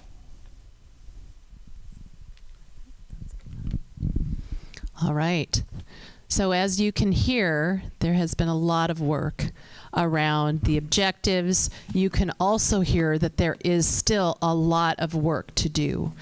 Each and every learning support member, each and every staff member that we have is committed to making sure that in the fall, when we come back in August, we will have a more articulated, more visual metric system so that you can see, because there is a lot of building that has to happen. We have to build dashboards along with the metrics and also align the action steps. So those are one things that you will not see until the fall of action steps. So every body of work that we do, so for instance, we have a presentation next, where that work will lie will be under an action step that will live under an objective, which will be part of a metric, right? And so that's how they are all related. So at this time, I am going to allow you to ask any questions, and I would ask that my team be ready to answer anything that would be under their goal. Or not. No, I'm not gonna let you off the hook that easy. You gonna go first, Chuck? We can ask a question? More of a comment. There's a lot going on there. There's a lot in that, and I know from being involved in it in the beginning that it's taken a lot of input, and it's melded with the staff's input, the teachers' input, the community's input, and it's amazing to watch it kind of take on a life of its own, as it's melded along. We kind of threw some stuff at it that we wanted to see, and then you guys have taken it, the community's taken it, and I'm very proud of what we've come up with. And I know that it's still a work in progress, and I know that there's a few commas to insert and T's to cross, and then we still got all the metrics to add to it as we get into the details. But thank you for all the work that you guys have done. So, yeah. That's all. Go ahead. David? Going after you. Go ahead. No, I'm calling on you. Oh, I thought you turned your light on to talk. Okay. Well, first I concur. Appreciate all the work that the board and the community and the staff and the LST and everyone has put into this. It definitely looks different tonight than it did in October when we first met in the back and started putting this together. And credit to the LST and to the community and the board for allowing it to be that movable work in progress. And I know it's not done.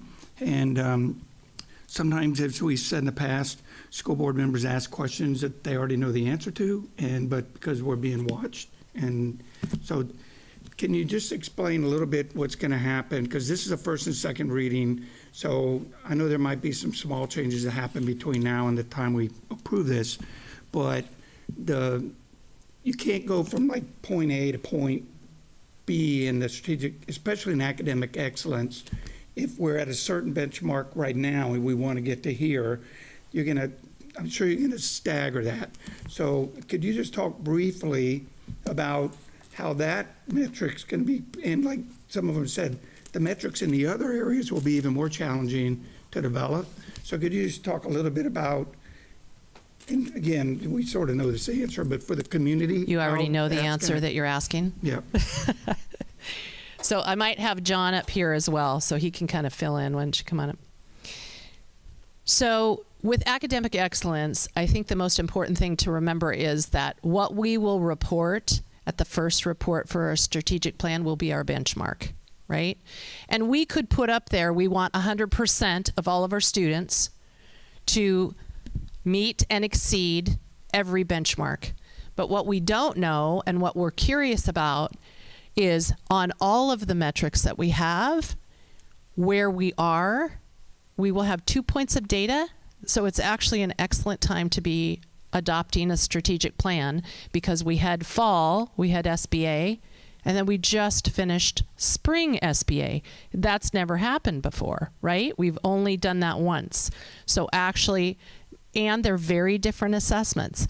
So part of our opportunity when we come to you in the fall, so that will be probably one of our first meetings, school will open, we will start with our metrics of what we have and what we, in some of these areas, we may create a metric and we may change it, right? We may find that other things are more applicable. Probably in the academic excellence, that those key indicators are pretty important. And so you will be able to see the data, but that will be our starting point. So we are charting a course. Once you approve it in June, it will give our staff time to really flesh it out. It will give Amy a chance to make it look good, right? Because it still has to kind of be massaged so it looks good and clear, and all the punctuation and everything, so that when we come back for 22-23 school year, we have as good as it gets data attached to it. Okay. And so could we go back years and years and years before the pandemic? We could, and internally we will, but what we're going to show the public is this is where we are in the fall of 22, and this is our journey in our new strategic plan. Does that make sense? Am I making sense in that? Okay, what am I missing? Just that I think there's kind of two levels of looking at metrics from the public's point of view. So you're going to have we have a lot of metrics, and not every person in our public is going to want to look and see every single one of those and say, oh, you've gone up how many percent or whatever for all 50 or however many there are, probably more than that.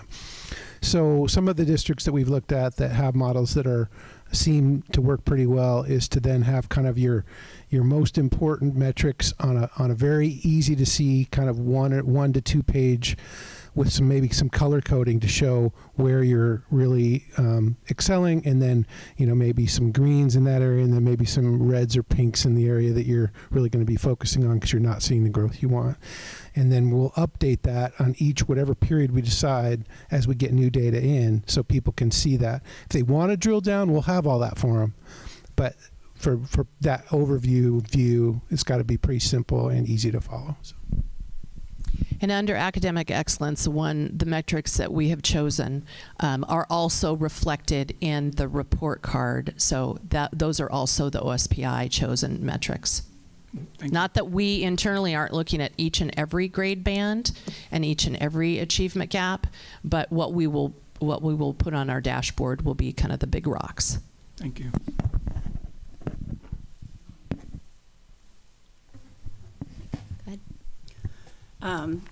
Hi, echoing Chuck and David, thank you very much to everybody who's been involved with this. I know it's sometimes this iterative process can make you want to tear your hair out. But I have to say, as an architect, it's what I do all the time, so I'm very comfortable in cycling back, maybe too comfortable, as I've been told, so I'm going to keep moving forward.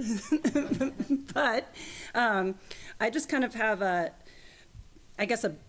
bigger observation and kind of question around the innovation goal, because I love that goal.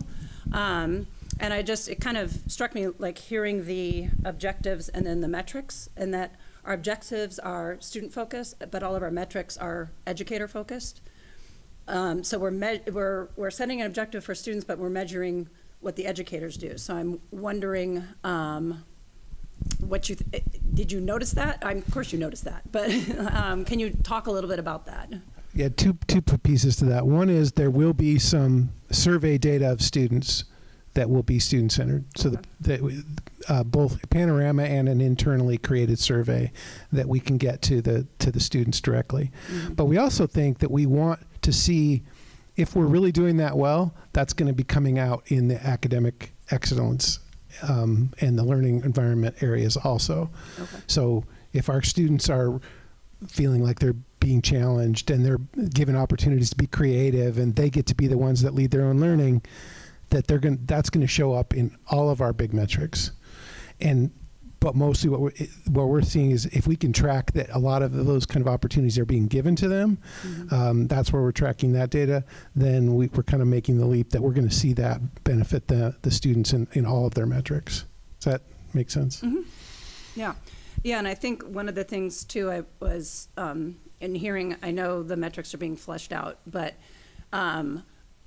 is it in the action steps that we'll see kind of a more specificity around specific programs or specific groups or things like that don't exist now that maybe you want to form or things like that? And my understanding, those are the action steps, right? Yes. Perfect. Jennifer, the other thing that I'd like to say about that is, we may create something in the fall and then we may find another metric that we want to add. Right? Mm-hmm. So this is an iterative, it's not like in stone, it's not written in pen. Even though it will be written in pen, we can always add to it. Mm-hmm. And we might find that some of the metrics that we are tracking are not either important or they're not moving the needle. That's what we're trying to do, is move the needle of a system. And so, give us that feedback throughout the year, because we will also be, the great thing is we're all going to be in the same boat together, like literally, right? Navigating a new kind of course. And so as we do that, we're going to find that some things work better than others. Some metrics work better. Maybe there's a more clever way or something comes on the market that's a better version, and then we'll want to include that. Does that make sense? Yep, that's great. That is great. And then just one other kind of thought that hearing the learning environment objectives and the community engagement objectives, I really, really like the objective in learning environment of this idea of a voice to impact. And part of me is wondering if that, I know a lot of these can go in multiple categories, but that one just struck me in particular by the deliberate inclusion of community members in that. If maybe that is an even stronger objective within the community engagement goal area, simply because what a concept to be able to deliberately, we've done it with the strategic plan, bringing the community in and really giving a voice to impact. And maybe it's just a little bit selfish, because as board members, we feel a lot of, this is probably the most personal goal area for us, and I love that objective, so maybe I just like the idea of it within community engagement. But that was just an observation. I have the mic. I'm not going to argue with you, so thank you. I think that's true, and we've talked a little bit. I think some of these fit comfortably under multiple areas. So this was an objective that we developed with our group and felt, strongly about that voice piece of community members and staff and students. But I agree. I think many of these can fit and are connected, which is great. You guys picked some great goals and values that are all interconnected. And I think, you could argue that one fits well under another and vice versa. So I'm not going to disagree with Jennifer. It's a really, and it's a very ambitious one too. That's probably why I really appreciate it. And I think we have a team that's really committed to making good on it, so. I will add that during the iterative process that many of them wanted to, like, I'm kind of laughing at Chris because Chris was like, well, that could be in multiple ways. And so it was almost this beg, borrow, and steal. Like, no, we're putting that in there. It is really hard to be succinct, though. I mean, it is really hard to take a whole school system and put it into like 3 objectives, right? Or 2 objectives under a goal. So just know, I mean, at the end of next year, we might decide that maybe this would be fleshed out and there would be an action step that might live here and also in community engagement. So just know that we're watching and looking as well. Hey, while you have that slide up, just want to piggyback. We mentioned in community, don't change the slide, please. We mentioned in community engagement, parents, but fortunately, I don't have that sense in our community, but across the country, lots of parents feel disenfranchised in their school districts. And I'm just wondering, I know we have time between now and the next reading to just make sure that in learning environment we have student, staff, and community, but I'd really like to make sure we have the word parent in there. I want our parents to make sure that they're valued. So just a piggyback comment. Thank you. So just to clarify, what you're requesting then is having student, staff, parent, and community survey? Just a thought, because I just think it would be very important to make sure that parents are mentioned specifically, that they should have a say in the learning environment. And it says community, but if it's okay and the board agrees, maybe to add the word parent in there as well. Thank you. Okay, good. Natalie, do you have any comments? Really, it's just kind of touching on what both David and Jennifer said, but for our community to be clear, we've put a timeline on this of 2026. Does that mean we will have accomplished all of these things in 4 years? That's one piece. And then what will be the timeline for measuring and sharing our success against these metrics? So what will it look like to everyone that we've asked to participate in helping us plan this? How and when will they get some feedback about it? And you mentioned, I think it was John, having some information on the website and being able to drill down to some specific areas, but will we follow up in board meetings with feedback? Yes, so that's a decision if you wanted, ongoing. Some of the metrics are easier than others, right? To have ongoing, but what we don't want is cadaver data, which is just data once a year. So that will not happen. We, Lori and I and Natalie, will come to you with, okay, so these are options, and then you have the ability to select how often and making sure that it's in our calendar for the school year, right? So that will be really important. The second question that I think that you asked is, will all of these metrics be met?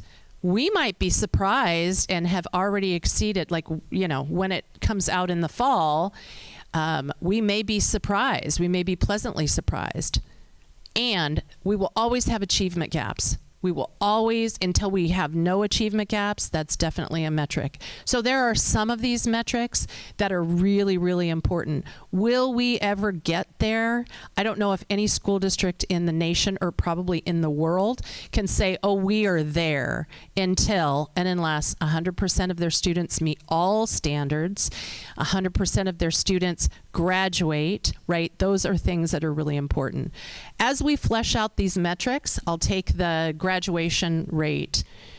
Oh, Tanya, you're looking the other way. Could you pop it back to academic excellence, please? So we will take time on what this looks and sounds like. So that will be a session where we're going to look at it and discuss it. So is our goal 100% of graduation? Absolutely. It always will be. And for every student that does not graduate, we have a story, we have a name, those kinds of things. So that's what you will get in the fall, okay? You will kind of have this fleshed out, and we'll have real data for you to look at. This is a lot of information, though, right?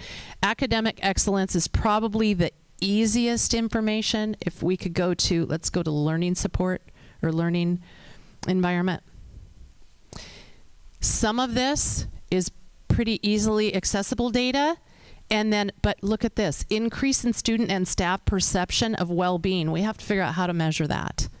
We have to first of all give it, and then we have to measure how are we going to increase. So some of the metrics you will just see a snapshot, the first part, and or in the fall when we start back to school, what you will see is you will see the actual, this is what we're going to give to parents, students, and staff on this date. This is panorama data, and this is the data set that we will give. And then we will report in, I don't know, November. I'm making this up because James isn't here. Okay? And then you'll see the first blush, but you're not going to see increase. So that's why when you say, will we be there in 2026? We will be in a different place. We are charting a course, and we will not be right here with this baseline data. We will be in a very different place. That's the beauty of having a strategic plan, right? We have a plan forward with a strategy, and we can change along the way. Thank you.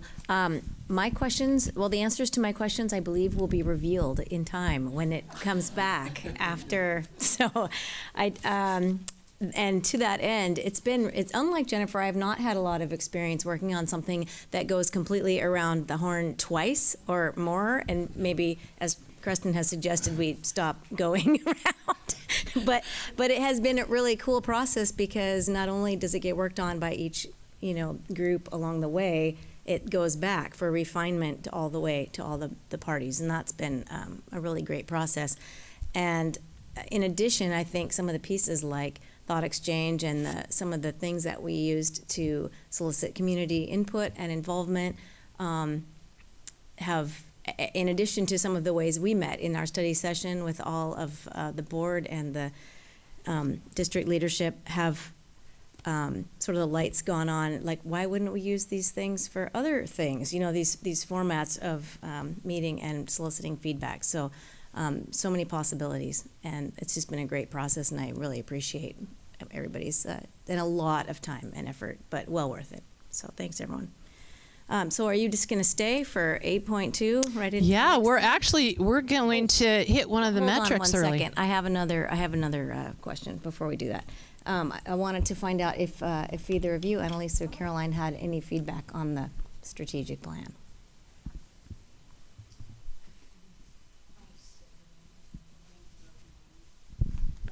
No, mine works. I mean, I personally don't, but we have also had the honor of having that personal discussion with you at our school with other students involved too. So I guess my discussion and points have already been kind of heard because we've heard the first run through. So it was really cool seeing it a little bit more updated and just seeing it.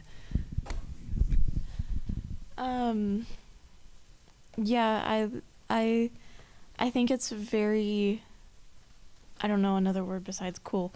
I think it's very cool to see it refined and all the details and it being all neat and nice and pretty instead of seeing just like a rough outline.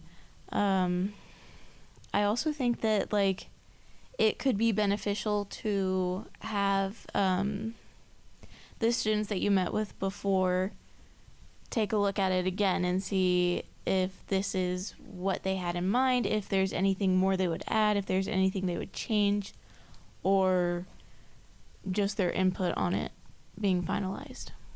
I'm going to take that as an invitation from both of you. So that would be a delight to be able to do that. It was really, really fun to listen to student voice, and you had a lot of other things that maybe wouldn't necessarily fit in that, but in some manner. So I took away a lot. So thank you. Thank you for your feedback. Okay. Thank you both. So on to 8.2. Are you going to start out this presentation as well? Yeah, I know. It's really odd to be up here. It's kind of fun. So Superintendent Barr and Natalie are going to present on the Norwegian Barnehagen. We are. No. I'm going to actually have you. So we had the opportunity to go to Norway, as you approved, as part of the Gig Harbor Council sister city efforts, and I thought it would be a wonderful thing to share what we learned and actually tell you what we're planning. So if we could go back like to the innovative metric, we will be ticking one of those in the fall of 22. So we're kind of kicking that off for you. So I wanted Natalie to go ahead and start and kind of paint the picture as to why we went and who went, and then let you know that this presentation really is about transitional kindergarten and little ones. Okay. Like Superintendent Barr said, we went to Norway in April. The planning for that started many, many years ago with a group started from the Rotaries in town, actually, who wanted to develop sister city relationships between Gig Harbor and a city in Norway and a city in Croatia, as that's where a lot of our settlers in this area came from. And I was asked to participate in that because my family lived in Norway. So we actually picked the city of Buda because that's where I lived, and that's the only city I was familiar with. So over the last 3 years, we were working on developing those relationships. And when Superintendent Barr came on last year, one of the first things I talked to her about was my experience in Norwegian preschool, and I thought how cool that would be if we could bring it here. And she was totally on board and had a lot of experience with doing the Grits Farm and some outdoor work in Eatonville and other school districts. So that's kind of how that started. Here we got connected with a lady named Lisa Christensen, who is the honorary consul to the state of Alaska from Norway, but she lives here in Gig Harbor. And she was really the impetus to get this going and get us the connections that we needed to move forward and get this trip. So I was able to connect our schools with some Barnehage, some preschool teachers there, and then Lisa was able to connect our sister cities delegation with the city of Buda as well. And through that program, we were able to travel there. The Norwegian government actually paid for part of our trip and invited us to come out. So that's how it got started. You know, if I would have known when I was interviewing that we were going to go to Norway and start like that, this is amazing. Like, this seems like all of the stars are aligning, because the love of outdoor preschool and kindergarten, the love of creative play, all of that. So we were so honored to be able to be invited. And one thing that Natalie and I really focused on, whether we were in Oslo or Lillehammer or here in Buda, so you see Buda on the left side, was we were trying to track and we were trying to follow every kindergartner that we saw. So you will see that they are very, very evident. All right, so you're going to hear our journey and then you're going to hear our plans. Okay, so go ahead. So this is Buda, Norway, and you would almost think that this is Gig Harbor, right? I mean, it's very, very similar to Gig Harbor, which makes it a perfect sister city, right? It really is. Now, I have to say it's colder than here. In fact, this should probably all be frozen, but because of the jet stream, this never freezes, which I found amazing because it was pretty cold when we were there in April. So, but as you can see, it's a very urban feel, very sophisticated. You see the mountains in the background. I was very fascinated by the mountains. They're very, very covered with snow. But so the harbor, they have a harbor just like we do. And interestingly enough, and I didn't say this, interestingly, Buda, the whole school district of Buda is very similar to Peninsula, almost exactly. There's more of a urban area, there's more of a city center area, and then their schools go all the way out on the other side of the peninsula where they have more rural and smaller schools, and in fact they even have some on the islands. We need some on some islands. That was fascinating. Okay, go ahead. Okay, so Natalie, I'm going to have you do this part. Okay. So I'm going to look at this one. Okay, so preschool is called Barnehage. So what is Barnehage? Actually, it's a literal translation for kindergarten. So when a baby is born in Norway, it is expected that the mother will take a full year off for paid leave. Dads get to take off some time as well. But once that year is over, they are expected to go back to work. Everybody goes back to work. So every child in Norway is in school from the time they're in one. from the time they're 1 year old, and then they'll stay there until 6. All students or all children start first grade, which is more like our kindergarten, the year that they turn 6. Okay. So I'm going to try to keep it short instead of babbling, but that's it's kindergarten. But so that was very different. Like we asked, we said, well, what about childcare? And they were a little confused about all of that because they were like, no, you have the right to be off for the first year. But then everybody goes back to work and you have the right to have your child in Barnahagen. So it didn't seem like there was a lack of childcare. It was expected that, number one, that you went back to work, but also that you had a place for your child. Go ahead. So, as we said, we followed these young'uns, right, in the urban setting. So this is in Oslo, and they all wear these bright, like you cannot miss them. And they're everywhere. Everywhere we saw them. And this over here is in Buda. So these were children that we saw. These were children that we met. These were children that we just we were in a museum, so we kind of followed them. Not creepy, but just, we happened to be in the same museum as them. And I don't know, this was very surprising to me. I don't know what I was expecting, but the diversity. So I don't know, will it go? So we were in Oslo in a museum at the top of the Munch Museum, very sophisticated place.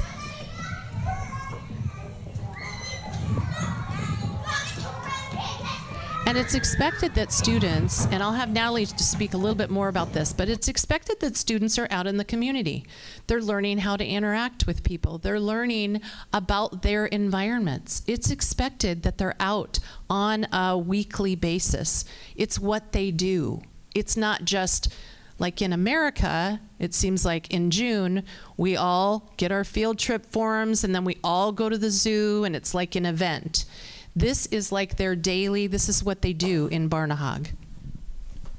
Can I ask you, what's the yellow vest? Is that just for safety reasons, so they don't get hit by a car, or just so everyone knows these are the little kiddos? it's safety, and then if you'll notice, they all have the name of their school and the phone number of the school on them as well. So when they're running around town, if in fact someone strays, they're identifiable and you know where to send them back. I don't want to use the term about the village, but over there, do the community have a sense of we're all raising these little young'uns?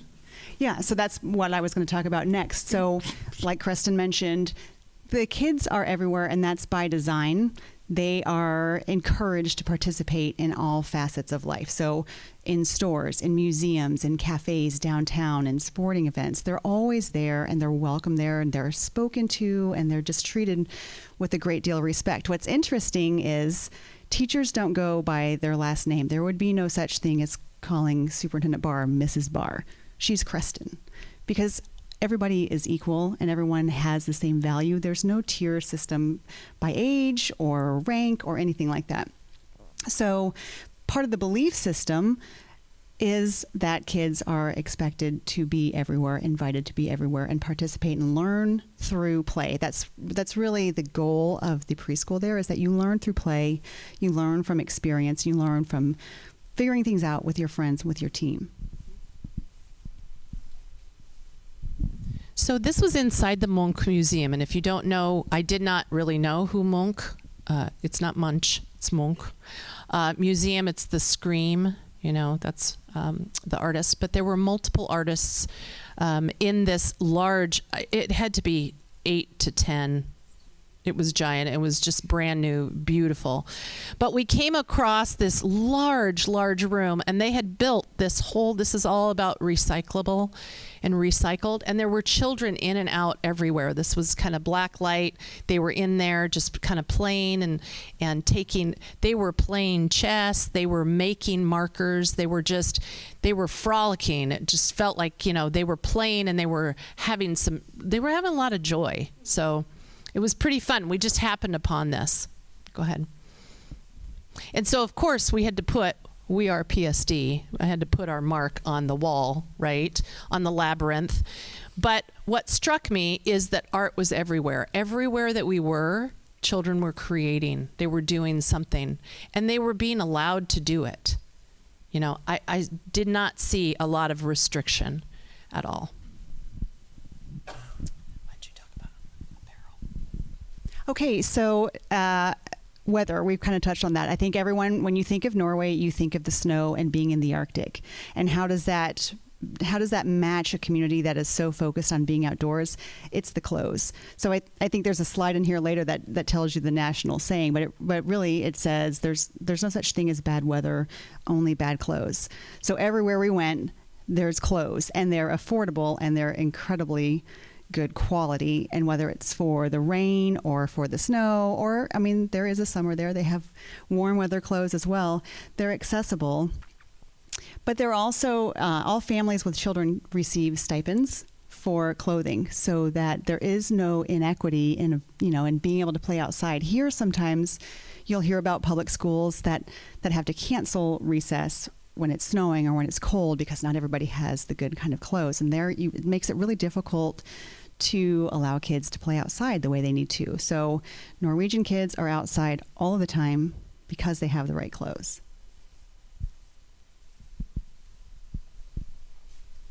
And these are just pictures of, I mean, it didn't matter where we went in the city of Oslo. And that was the first city and we explored, the churches, and this is the Nobel Peace Prize museum. It didn't matter where we were. There were children with their vests. I mean, they were everywhere. And those are the kindergarten. We also saw middle school students. We saw high school students wherever we were. We went, whether we were in a fort or we were in a church. There were students with their teachers, going on tours, having conversations, doing rigorous work, but they were actually in the community looking and testing their hypothesis and talking to each other. Even though I didn't really understand what they were saying, they were all speaking Norwegian. At any time, they would speak English to me because I did not speak any Norwegian. I found that just fascinating. I didn't care if they were small or if they were high school. All of them spoke English. Go ahead. Just a few other things that surprised me that I did not know before I went. And I don't know, Natalie, if you knew, this is probably, but their electric cars, they have 70% of all of their vehicles are electric. And we're talking in the Arctic. Like, that's a thing. It's really cold there. And all of their busing system was electric. And these were electric cars that only exist in Norway and China. They were prototypes. We just walked by.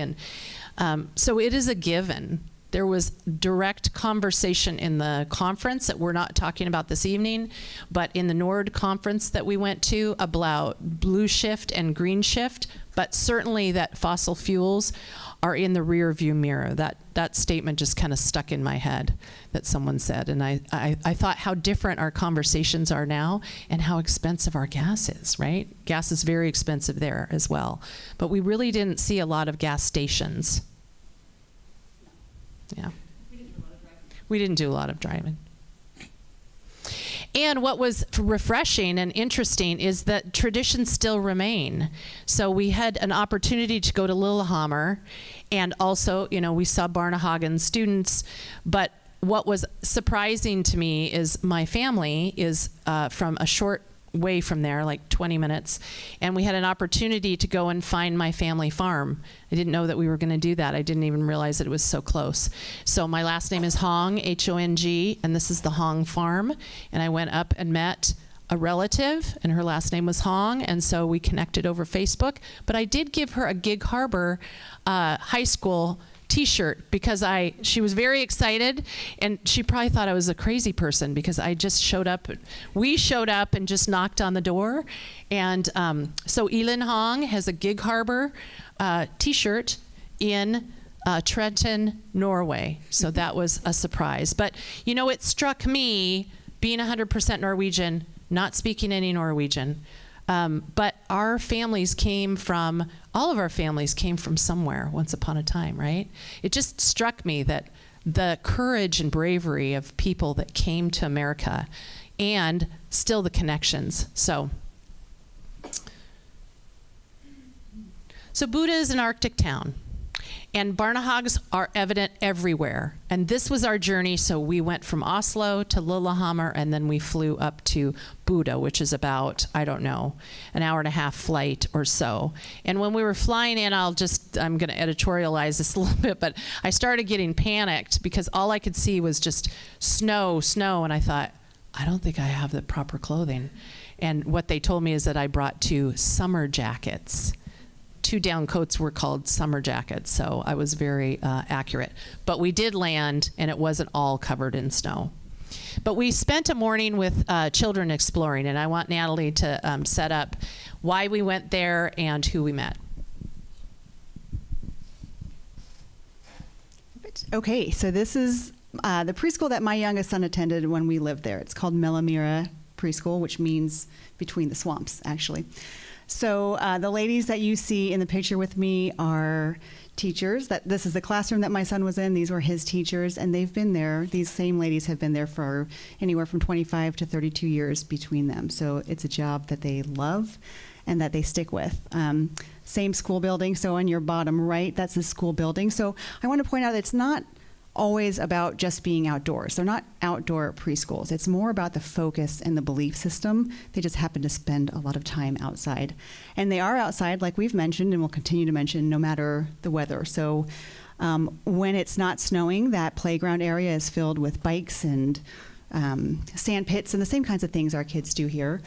When it is snowing, or actually anytime, they don't often just stay in that playground, they leave. And all preschools have little forest areas kind of scattered around a walkable distance, and they'll just pick one to go to for the day, and they'll spend the whole day out there. So like we said, preschools are filled with 1-year-olds to 6-year-olds, so they do kind of keep them separate. You've got the 1-year-olds who will still be outside, but they might not make those long field. They're not going to be out in the forest all day long, but the 2 to 6-year-olds will be. So these are just pictures of the path that we took to get to the fun forest playground. We were not wearing appropriate boots. Those are not our boots. For sure. So we did. We went over, well, not a river, but we went over a creek, and we hiked about, I don't know, at least a mile. It was up through, a parking lot and up through the woods. I was thinking, where are you taking us? And then we came up over this, and this is where the children were playing. And so, it was heavy snow. It was really snowed. But what struck me is that their play area was definitely student focused, and it wasn't something like that you would buy off a shelf or order through KCDA. These are like, parents made them. This is like twine. You can see it's just kind of tied together. These are forts that families made. Kids were part of it. It was so student-centered. Any child would love to go hang out in that. And my interest was that they had this is in a public forest. And we said, do you own that land? They said, no, but you can build things, but then you'd have to take them down if somebody asked you. But they have a relationship with the forest that it's your forest. They kept saying, this is your forest. This is the kids' forest. They have the right to be able to be out there, which is different. And they really are outdoors all day. Well, from 9:30 until 2, right, in the afternoon. And this is just an example, of an obstacle course, but you can see it looks a little rough. It looks like children maybe made it, right, with their dads or their grandfather or their grandmother out there making it. Here's a little boy. They were throwing, snow at each other. And here's those 2. And I do have a hat up there, but the cutest hats I've ever seen, and they're everywhere. So I had Natalie buy some for my own grandkids, but there they are with their little hats. And you'll notice in a later, they all have little sunglasses. So they all have a little Barnahog uniform that they all wear, and they all have access to it. Fascinating. And as Natalie spoke, apparel is key to the outdoor access. So these are just pictures. And I tell you what, this is hours of talking about clothing. It was really, really interesting because they only want the best clothing for children. And these are examples of rain gear, right? And so making sure that all children have access to it. And the children dress themselves. That was surprising to me. Smart Wool, I didn't know that Smart Wool is so soft. I don't think we really have that here. I have not seen it, but I'm not a skier. And then boots, really good boots, but the children have all of that. And like Natalie said, there is no bad weather, just bad clothing. One thing that I found panicking, very uncomfortable for a mother, is something that they do in Norway. And I'm going to have Natalie explain what it is, but I have to tell you that I did not think that she was being truthful before we went there, and now I know she is. So you'll see in the pictures, this is a pram, which is like a lay-down stroller. So outdoors is important from the time children are born. So they believe that children become healthier and stronger by being exposed to fresh air all the time. That means year-round, nap time is outside in a stroller. It's very well insulated. This is a warm, cozy little stroller, but you will see at school for nap time, the 1-year-olds, those who take naps, they're all bundled up in their little stroller, and they park them outside on the sidewalk outside of the school.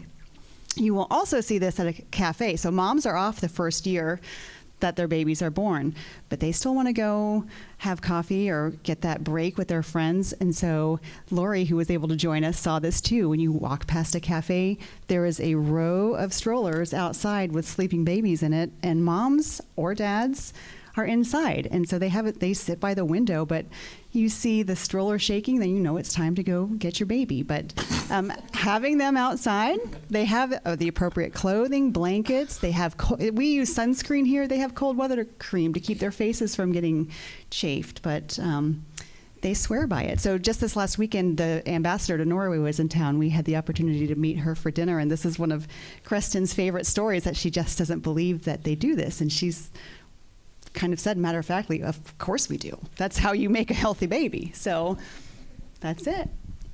I didn't believe. I thought they were empty. Natalie goes, there's napping babies. I'm like, no. And I had to go look. No one would do that. No. Yep, that's it. All right, just another picture. Go ahead. One thing that I really did feel uncomfortable when we went by those shops and realizing, but it was a cultural difference, and it made you feel actually safe. The environment alone was safe for children to be sleeping outside, but it really was, it's a way of living. Another way of living is that communal eating and playing are key to that building culture. One thing that we found is that these little kiddos put on their own clothes. There was no hovering over them. They took a lot of time, and we watched them. They were putting on, they took off their snowsuits, and then they'd put something on. But they did it themselves. The only time that I saw them ask for anything was like if their hair came out, little braids or something like that. But really being independent and being self-reliant is a cultural expectation from a very, very young age. Oh, let's go back one. I just want to show this. And the furniture there, I felt like, I think we said this. I think Lori said this. I feel like I'm in an IKEA snow globe because everything had a purpose. Everything was really clean and functional, So I loved this table just kind of flipped up in a classroom. And then when they wanted it, they just unhooked it and it just came down. Very efficient, very clean, very durable. We also saw clever outdoor lodging, and so this is not a yurt. This is a Finnish hut, something hut, Finnish. I can't think of the name in English. Fire lodge. Not like a smoke lodge. No, not a smoke lodge, but they have fire on the inside, right, for both warmth and cooking on the inside. So we actually have brought that back to our planning purposes.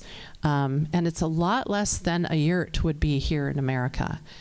But just fascinating places where children are definitely invited into and part of, we saw. Lunch was outside, called Polska, and so they had hot dogs, and they have their little, that's a big thing there, the Polska and the lumpa. And here were the students that they were kind of trudging up through the snow, and they all sat around and they tried to get us all to speak. Well, Natalie, her Norwegian is excellent and mine is not. Lefse is probably it. So they were trying to teach us. But you can see they all have sunglasses on. They're all ready for the weather. It's what they do.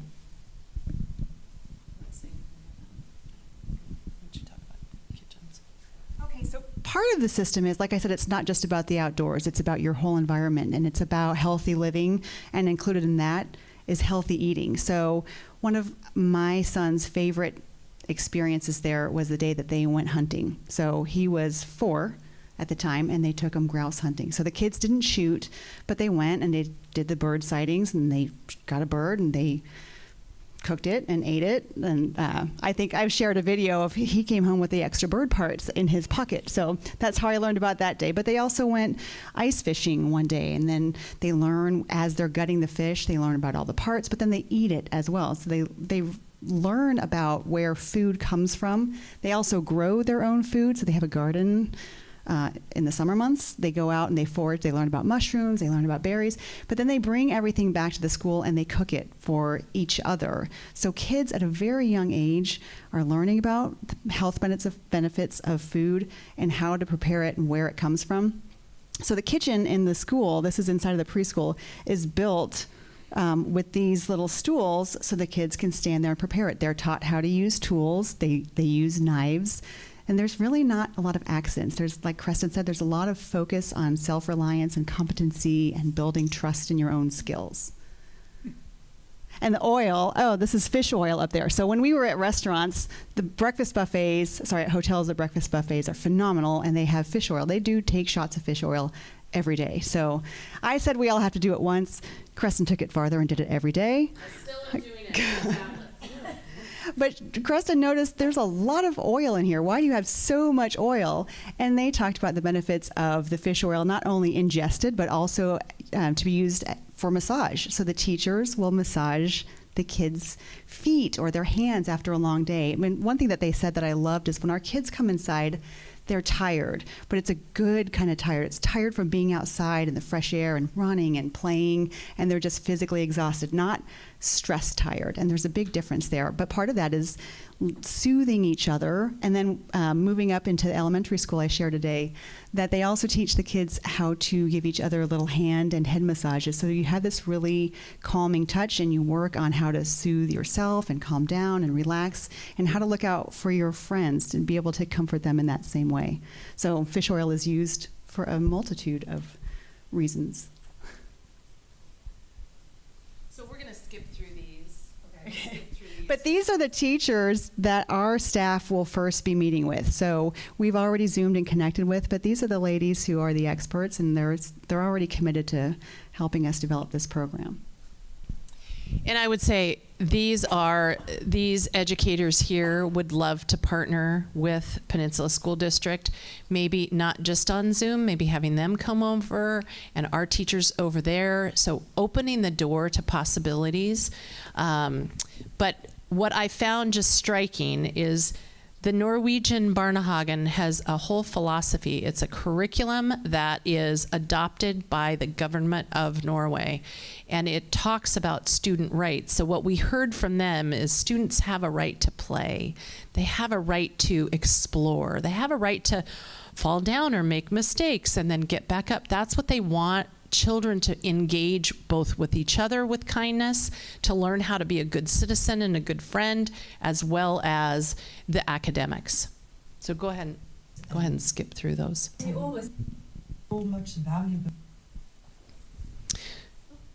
So this last slide just says, what are the possibilities will you dream for us?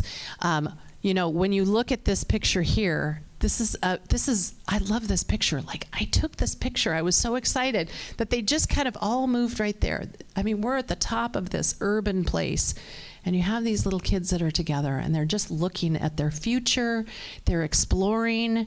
And so I feel like we are at that place.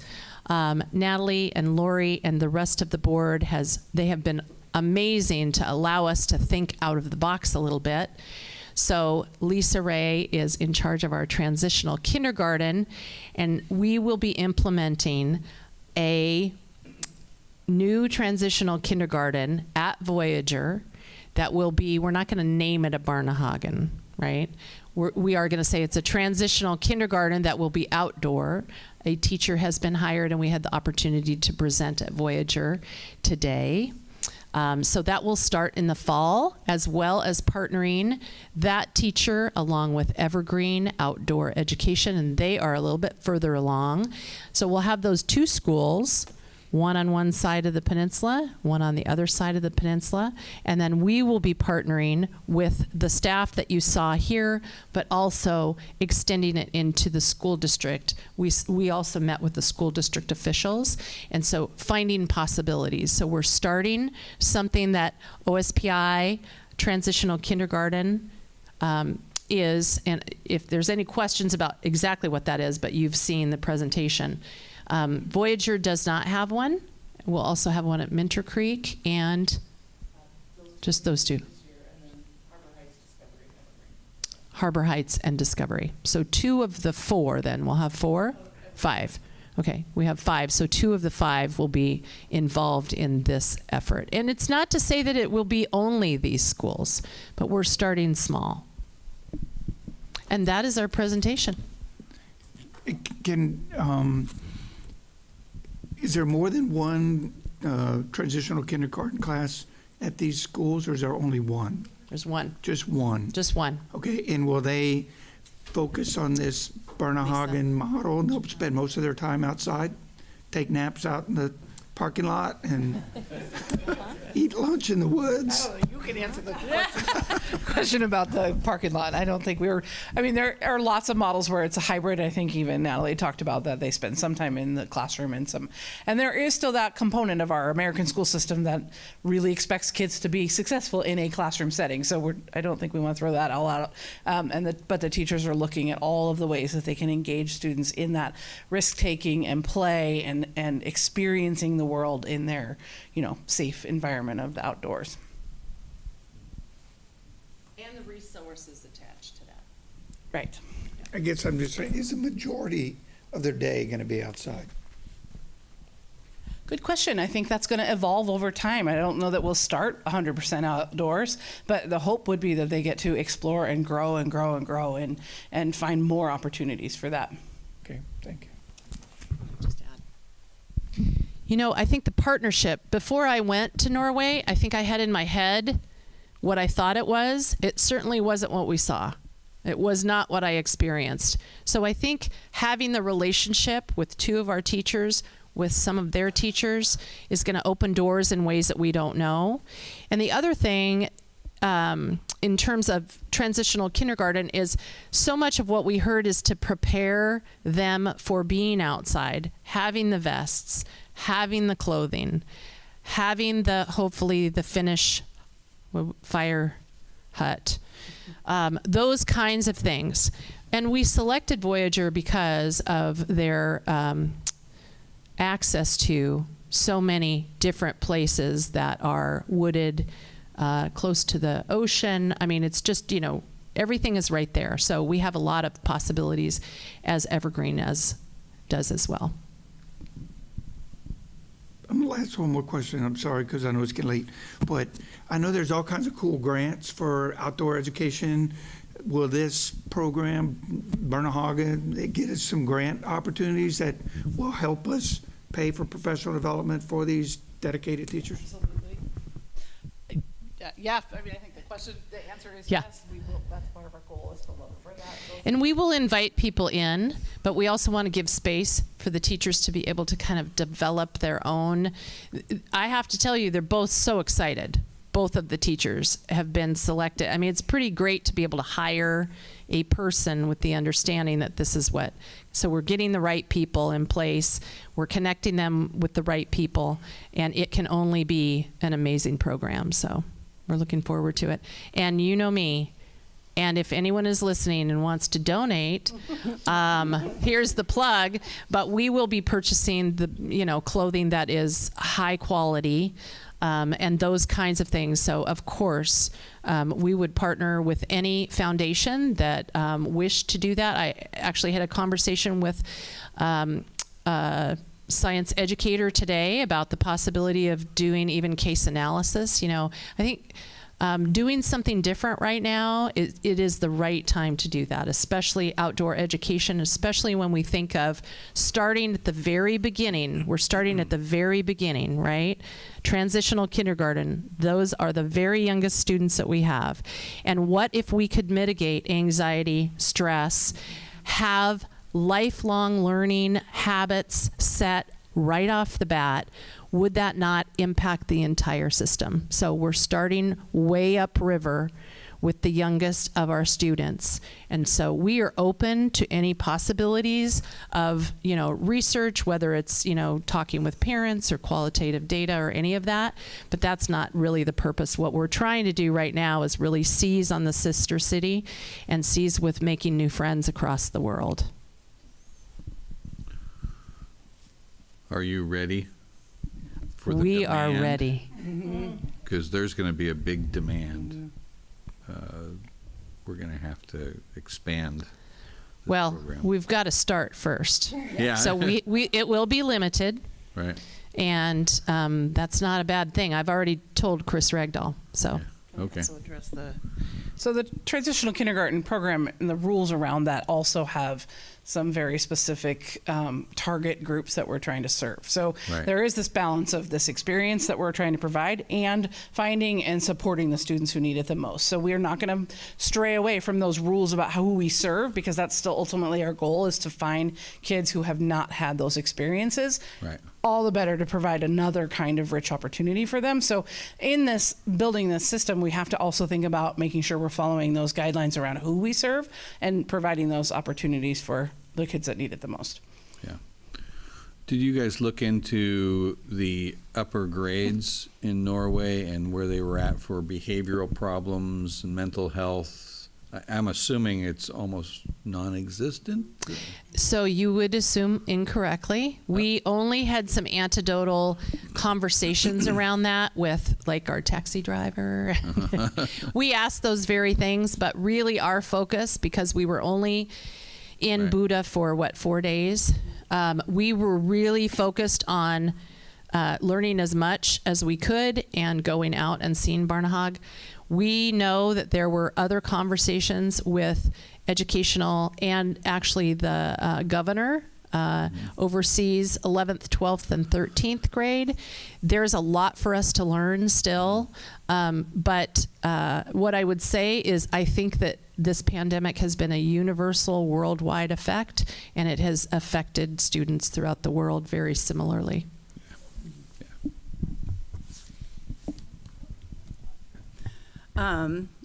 Thank you so much. This is the first time, I've heard little snippets here and there, but I really appreciate getting to the comprehensive view. And it's really, I'm still absorbing it all, because I've been a long admirer of outdoor preschools. And I think a lot of us are familiar with like Cedar Song on Vashon Island and Curious by Nature and a lot of these. And this is really, hearing you speak about the Barnehagen is really that it's a mindset. It's not a place or one place or one thing. It's a mindset. And I think the next level up that is so exciting to me is that it's not just a mindset among the teachers, it's a mindset among the entire community. And that is so cool, and that is so innovative, and that is so much community engagement, and that's such a rich learning environment. It's so many things. And then that took me back to Wednesday when I had the chance to Zoom with PenMet Parks. They're going through their strategic planning process right now. And one of the big takeaways from that strategic planning meeting was the need for, when we opened up Pioneer, as we all recall, that used to be the home of the Gig Harbor Senior Center. And so one of the things that that came out of my listening and participating in the PenMet Parks was the continued need for services for seniors. And it's like, could there be a better potential for a community partnership right there, right? I mean, we have an extremely high percentage of seniors in this community, and they are smart, they're engaged, and they want so much to be able to contribute to our schools. And this could really just be a tremendous opportunity. So I'm really, really excited. And thank you both so much for laying the groundwork for this. Well, I want to thank you for allowing us to go, because it was 11 days and it was a significant, investment for many people to send us.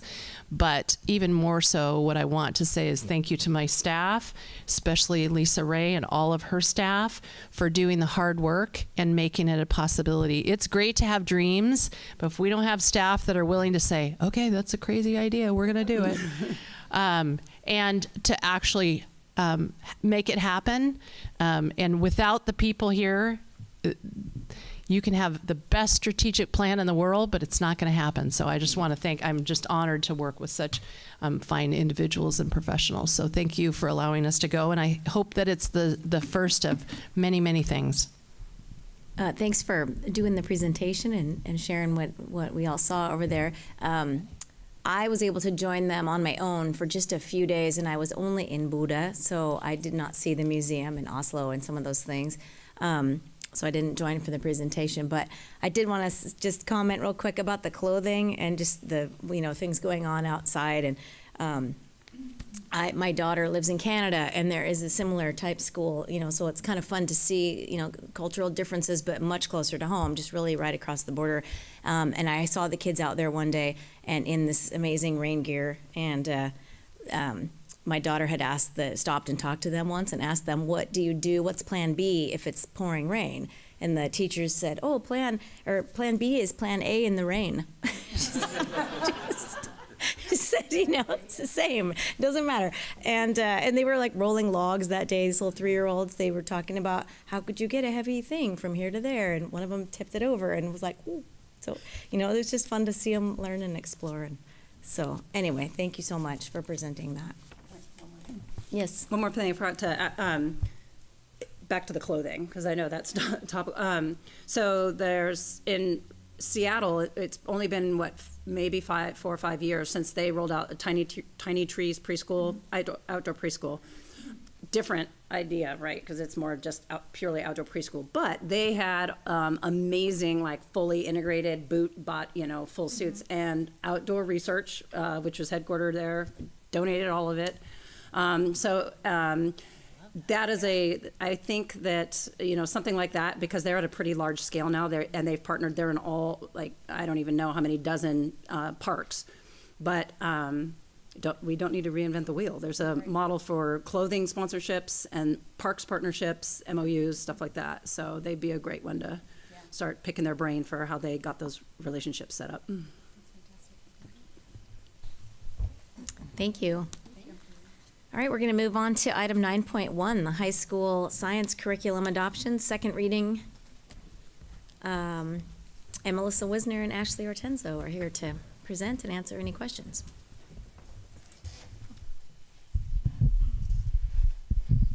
Thank you. Yep, this is the second reading, so we're asking for your approval so we can move forward with purchasing, well, really not materials, but materials. Not textbooks, durable goods, things like that. And before we really get started, I want to say thank you so much to Ashley, because she worked all day with her chemistry teachers as they are working through the adoption process, and she's here now. So thank you for your time and of course your expertise. So any questions you have for us, or really for Ashley? No. The comments I heard from the community was more about no textbooks. There was people that would really like to have a textbook if they're going on the conversation we've had as we've started to develop the list of what are the things, since we're not buying textbooks, that teachers would need to have in their classrooms to support instruction.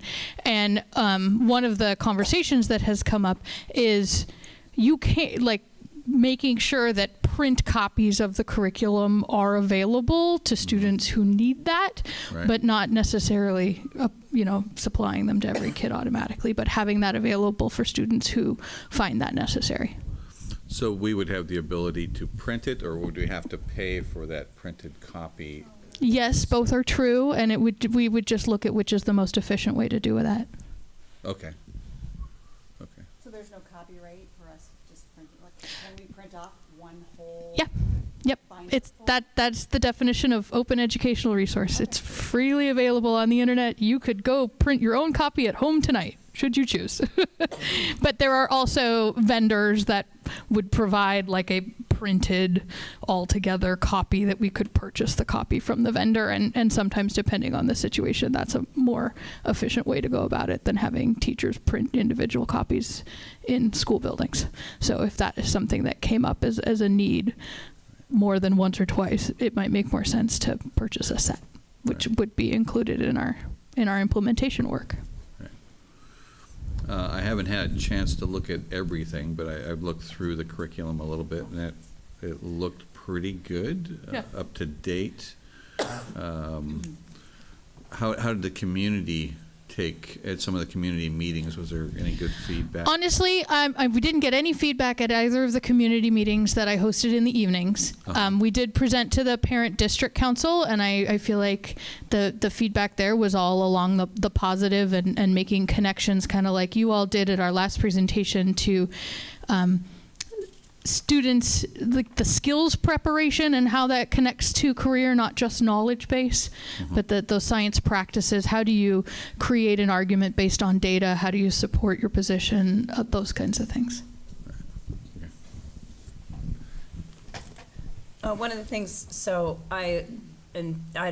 things around curriculum, I lean heavy on family members who are educators to get their opinions, and luckily I have several that are science teachers, and this is my first time encountering this kind of open, can you say the acronym again? Open Educational Resource, OER. OER, thank you. Yeah. And I think what is exciting, because similar to you, it's like I read and I underline and I highlight, and I'm obviously not a digital native. And when we see what it looks like in the classrooms, if students are working from an informational text piece for that particular learning activity, oftentimes the teachers will print that material and provide it to them in print, so they can use those strategies of interacting with the text, highlighting, underlining, writing notes in the margin, all those things we do to help ourselves digest informational text. It just doesn't come pre-printed in a bound glossy textbook. Right. Where I was going with it, though, is that isn't necessarily the predominant way. Like, I watch my daughter read, and like any number of formats in which she does it, and she has strategies for picking out ideas, for noting things on the screen that features in in Google Docs and stuff that I didn't even know existed. That with a quick these so.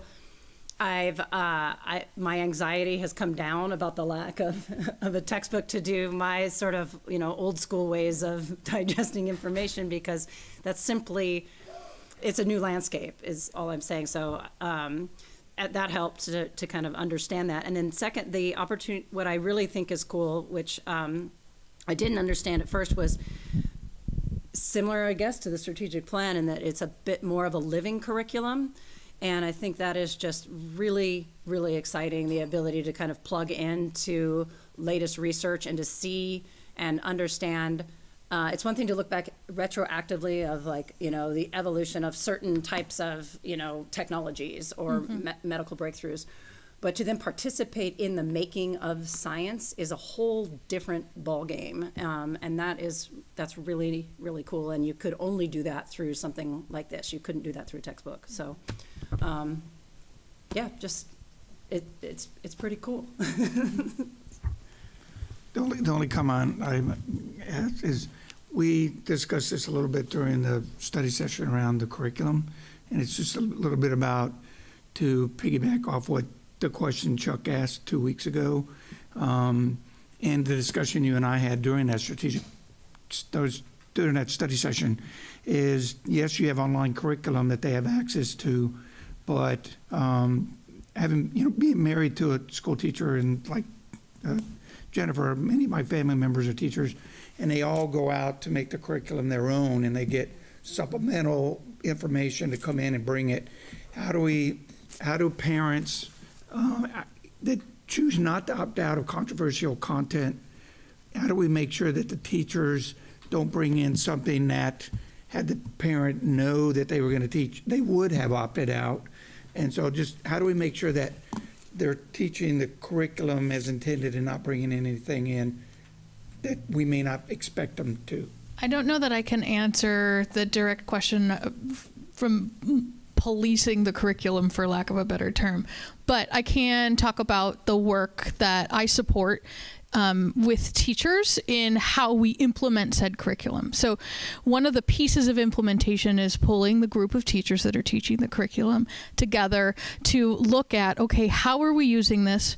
What are the parts that we love we're just going to use verbatim right out of the curriculum? And where are the pieces that we know our students maybe need a little more help in this aspect or a little more information on that aspect? And we put together a plan as a collaborative group of here's how we're going to teach this curriculum. And because the ultimate goal of that group meeting on a regular basis and having these conversations on the regular basis, that creates that collegial accountability to the curriculum and to each other, that everybody stays kind of on the same path moving forward.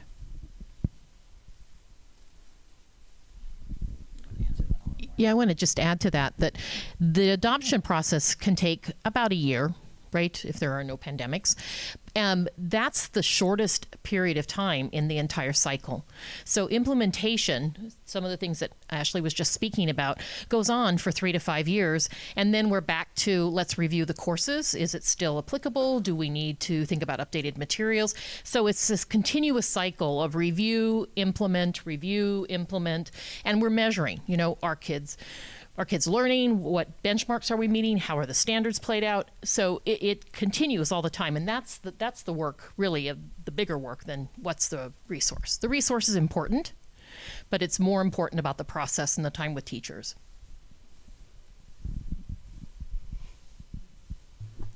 When it comes to doing experiments and really hands-on learning, are the consumables and the equipment included with the curriculum, or is it designed to have everything be done virtually, like a simulation? No, so those are the pieces like Melissa was talking about that we're talking, because we're not spending all that money on giant hardcover shiny textbooks, we now have additional resources available to make sure that teachers have all the equipment they need to do all of those hands-on investigations. And at a high school, there's always kind of this balance of what things does the district directly fund, what things come out of building budgets, and those are all conversations we have. But it does give us a lot more flexibility to make sure teachers have absolutely everything they need to do all of the hands-on investigations.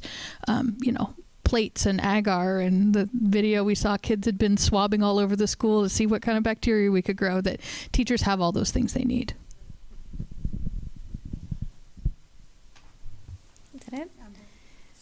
Well, I just I'm excited about it. I particularly love the video that you showed, and because of the enthusiasm of the educators who had tried it, and just the specific, that to me really speaks volumes. If you have something new that they're just really enthusiastic about, and they explain the reasons why, which I loved. So, and then to Jennifer's point about just being hard to adjust to, new ways of things, as we've discussed, and I think it came up in parent council too, about this is just, we're entering a new time of even the way that education and knowledge is measured is much different too. I say this, my son just finished a semester in college and he had 0 finals, and because he had all projects and videos that he had to create, or papers or whatnot. It's a very different time than for us. So. Yeah, I mean, my brother teaches advanced math and, like calculus and beyond, and they don't do finals, which, how do you do? Right. So, yeah. So that's exciting, and thank you for all that. It's a long process, but so is there any more discussion prior to our vote on this? Anyone? No. Do we have a motion to approve item 9.1, high school science curriculum? I'll move to approve the high school science curriculum. Great. Second? I'll second it. It's been moved by Natalie and seconded by Jennifer to approve item 9.1. All in favor say aye. Aye. All opposed? Motion's carried. 9.1 has been approved. Thank you so very much. Thank you. Thank you. You'll have to come out and see some of the work in action. So you can see, what does it look like that if not every child has a book, right? And hopefully see the the innovative work that'll probably be going into the strategic plan. Thank you. Item 10.1, adoption of Edgenuity as PSD's third-party online curriculum provider. Thank you, Annie Mullen, for sticking with us until 9:29. My pleasure. No, seriously, thank you, guys. I know you do this all the time, so thank you. So you are this is a first reading, so you're presenting on this. Well, it is a first reading, but I'm asking the board to give us permission to adopt without a second reading. Okay. We went through kind of a condensed. There was a need. We had some problems with our current online provider. Those were primarily they were both administrative and also related to the content, and so we had to come forward and look at a way to adopt a curriculum in a shortened time period. But I feel good about our process. I met with DLI and we came up with a rubric that addressed everything it was supposed to, and we had an awesome team that included administrators, elementary, high school, parents, and folks from DLI. So, great, thank you. So is there any discussion or any other questions prior to the vote on this? No? All right, is there a motion to approve item 10.1, adoption of Edgenuity? So moved. All right, second? I'll second. Moved by David, seconded by Natalie to approve 10.1. All in favor say aye. Aye. Well, thank you. That was just so painless. I was expecting, but I guess maybe if it wasn't so late at night. But anyway, all opposed? No. Yes. Yes, please. I just want to thank Annie. Edgenuity is the platform that I'm most familiar with. We used Edgenuity to expand language accessibility for our middle school students so that they could take Italian and a whole variety of different things. So this platform is it's variable and it's really flexible. So I'm very excited that our staff is going to look into this Edgenuity. What I heard is that they did not like Peak, and Edgenuity was really, I feel very confident and comfortable, and I'm very excited for our staff to look into it because I think there's more possibilities to use it in other ways, especially innovative ways and access. Thanks. Thank you. I want to officially ask if there's anyone opposed to the curriculum vote. All right. So the motion's carried. Item 10.1 has been approved. And item 10.2, the strategic plan first reading. There's no action needed this evening. This is just a first reading. So if you can send comments to me by June 6th, as we discussed before, I will compile them for Superintendent Barr, and we'll have a second reading on June 23rd. All right, Superintendent's report. Well, it's late, so I'm going to go very, very quickly. This is a time for, this is a birthday weekend for Natalie and Tanya that I know of. There might be others, so enjoy your weekend. Chuck? Oh, I missed yours. Oh, and a belated Chuck. That was a misunderstanding. Oh, misunderstanding. You weren't misunderstanding. This is Memorial Weekend, so I know that families will be celebrating that in their own way. But this is a time of celebrations, especially for our seniors. Those poor little ones, those girls stayed late. I just wanted to say I did see Cinderella, and it was fantastic. It was one of the most heartwarming plays I've really ever seen in a high school in my life, and she was phenomenal. So if you didn't get a chance, I was going to have her do a little singing. This is a time of celebration, but it's also a time of endings, right? It's a time of beginnings. Today, just a snapshot, was at Purdy. Tanya and I got to go over to Purdy, and all of the new kindergarten parents were coming in. There were lots of dads and moms and some grandparents there, so I was thinking about my own. But this is a time of endings and beginnings, right? So exciting. And lastly, there are so many events that are upcoming and occurring right now. I just encourage everyone to find something to go and see and celebrate, because this is an amazing school district. It has been an honor and a pleasure. I'm almost done with 1 year, and I tell you what, I am just so thrilled with the work that is happening, the staff, and the students' opportunities. It's just, it really is thrilling, and I'm glad that we're coming out of that pandemic. I feel like we're just poised on superb greatness. I don't know if that's a word, but excellence is one of our values, and we definitely show that every day. So, thank you. Sure. Like Carson said, for the sake of time, I'm just going to say I had the pleasure of attending the Greater Gig Harbor Foundation's Students of Distinctions Award. What? She put on the timer. Very funny. So now you're making me take it longer than I actually would have. So I attended the Greater Gig Harbor Foundation Students of Distinction Award. I'm on their board, and I just want to, it's just amazing to see, for all those that were at the Scholarship Award, to see all those students get their awards, but the Students of Distinction is its unique opportunity that they get, and it's just amazing. Every year that I've been doing those panels for the last 10 years, what amazing students that we have in the Peninsula School District. Our future is truly bright. And for those within the Peninsula School District staff that attended at Ocean 5, that I really appreciate y'all turning out. And the board is getting ready to have a really busy couple weeks, and so I'll leave it at that. So. I'm just going to keep it really short. Saw Cinderella as well, but I wanted to mention that Lori and I also had a chance to go see Clue. And unfortunately, I don't think that got as much marketing time as Cinderella, but Gig Harbor students did a phenomenal job. It was so funny. This happens every time. Okay. Anyway, the set designers and the set changes and the costumes and the comedy was just so good. So congrats also to our drama team from Gig Harbor.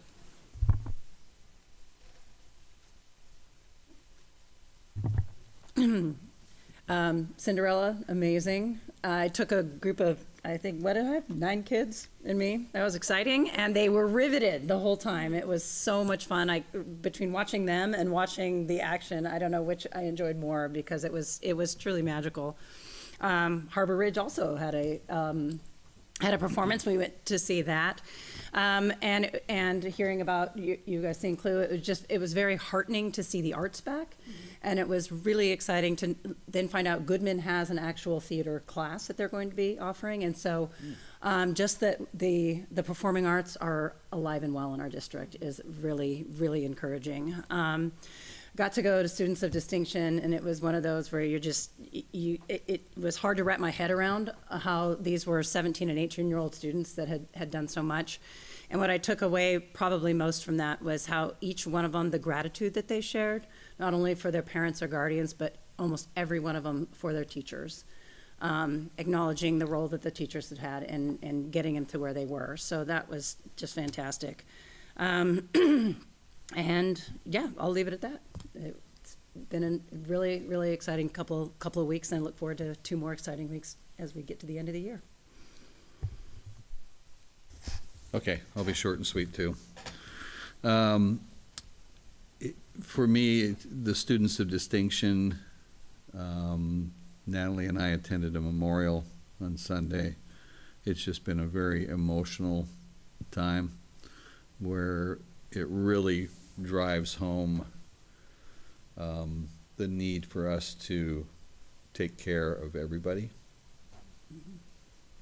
Our teachers, I wanted to hug every one of our teachers tonight that was here. I want you to know that we do care, and we are trying to do the best for everybody. And for the parents and the teachers that express concern, we are looking at discovery and the things that we can do there to make that change, to make it more secure. So we've already been talking about that. I just want to put that out there so that people know that. And with that, I'll shut up. All right, not much to add, just that I have an entire matrix created by the district, but then recreated by Jennifer for me to follow in a PDF format of every event at every school. And it's like 9 pages long.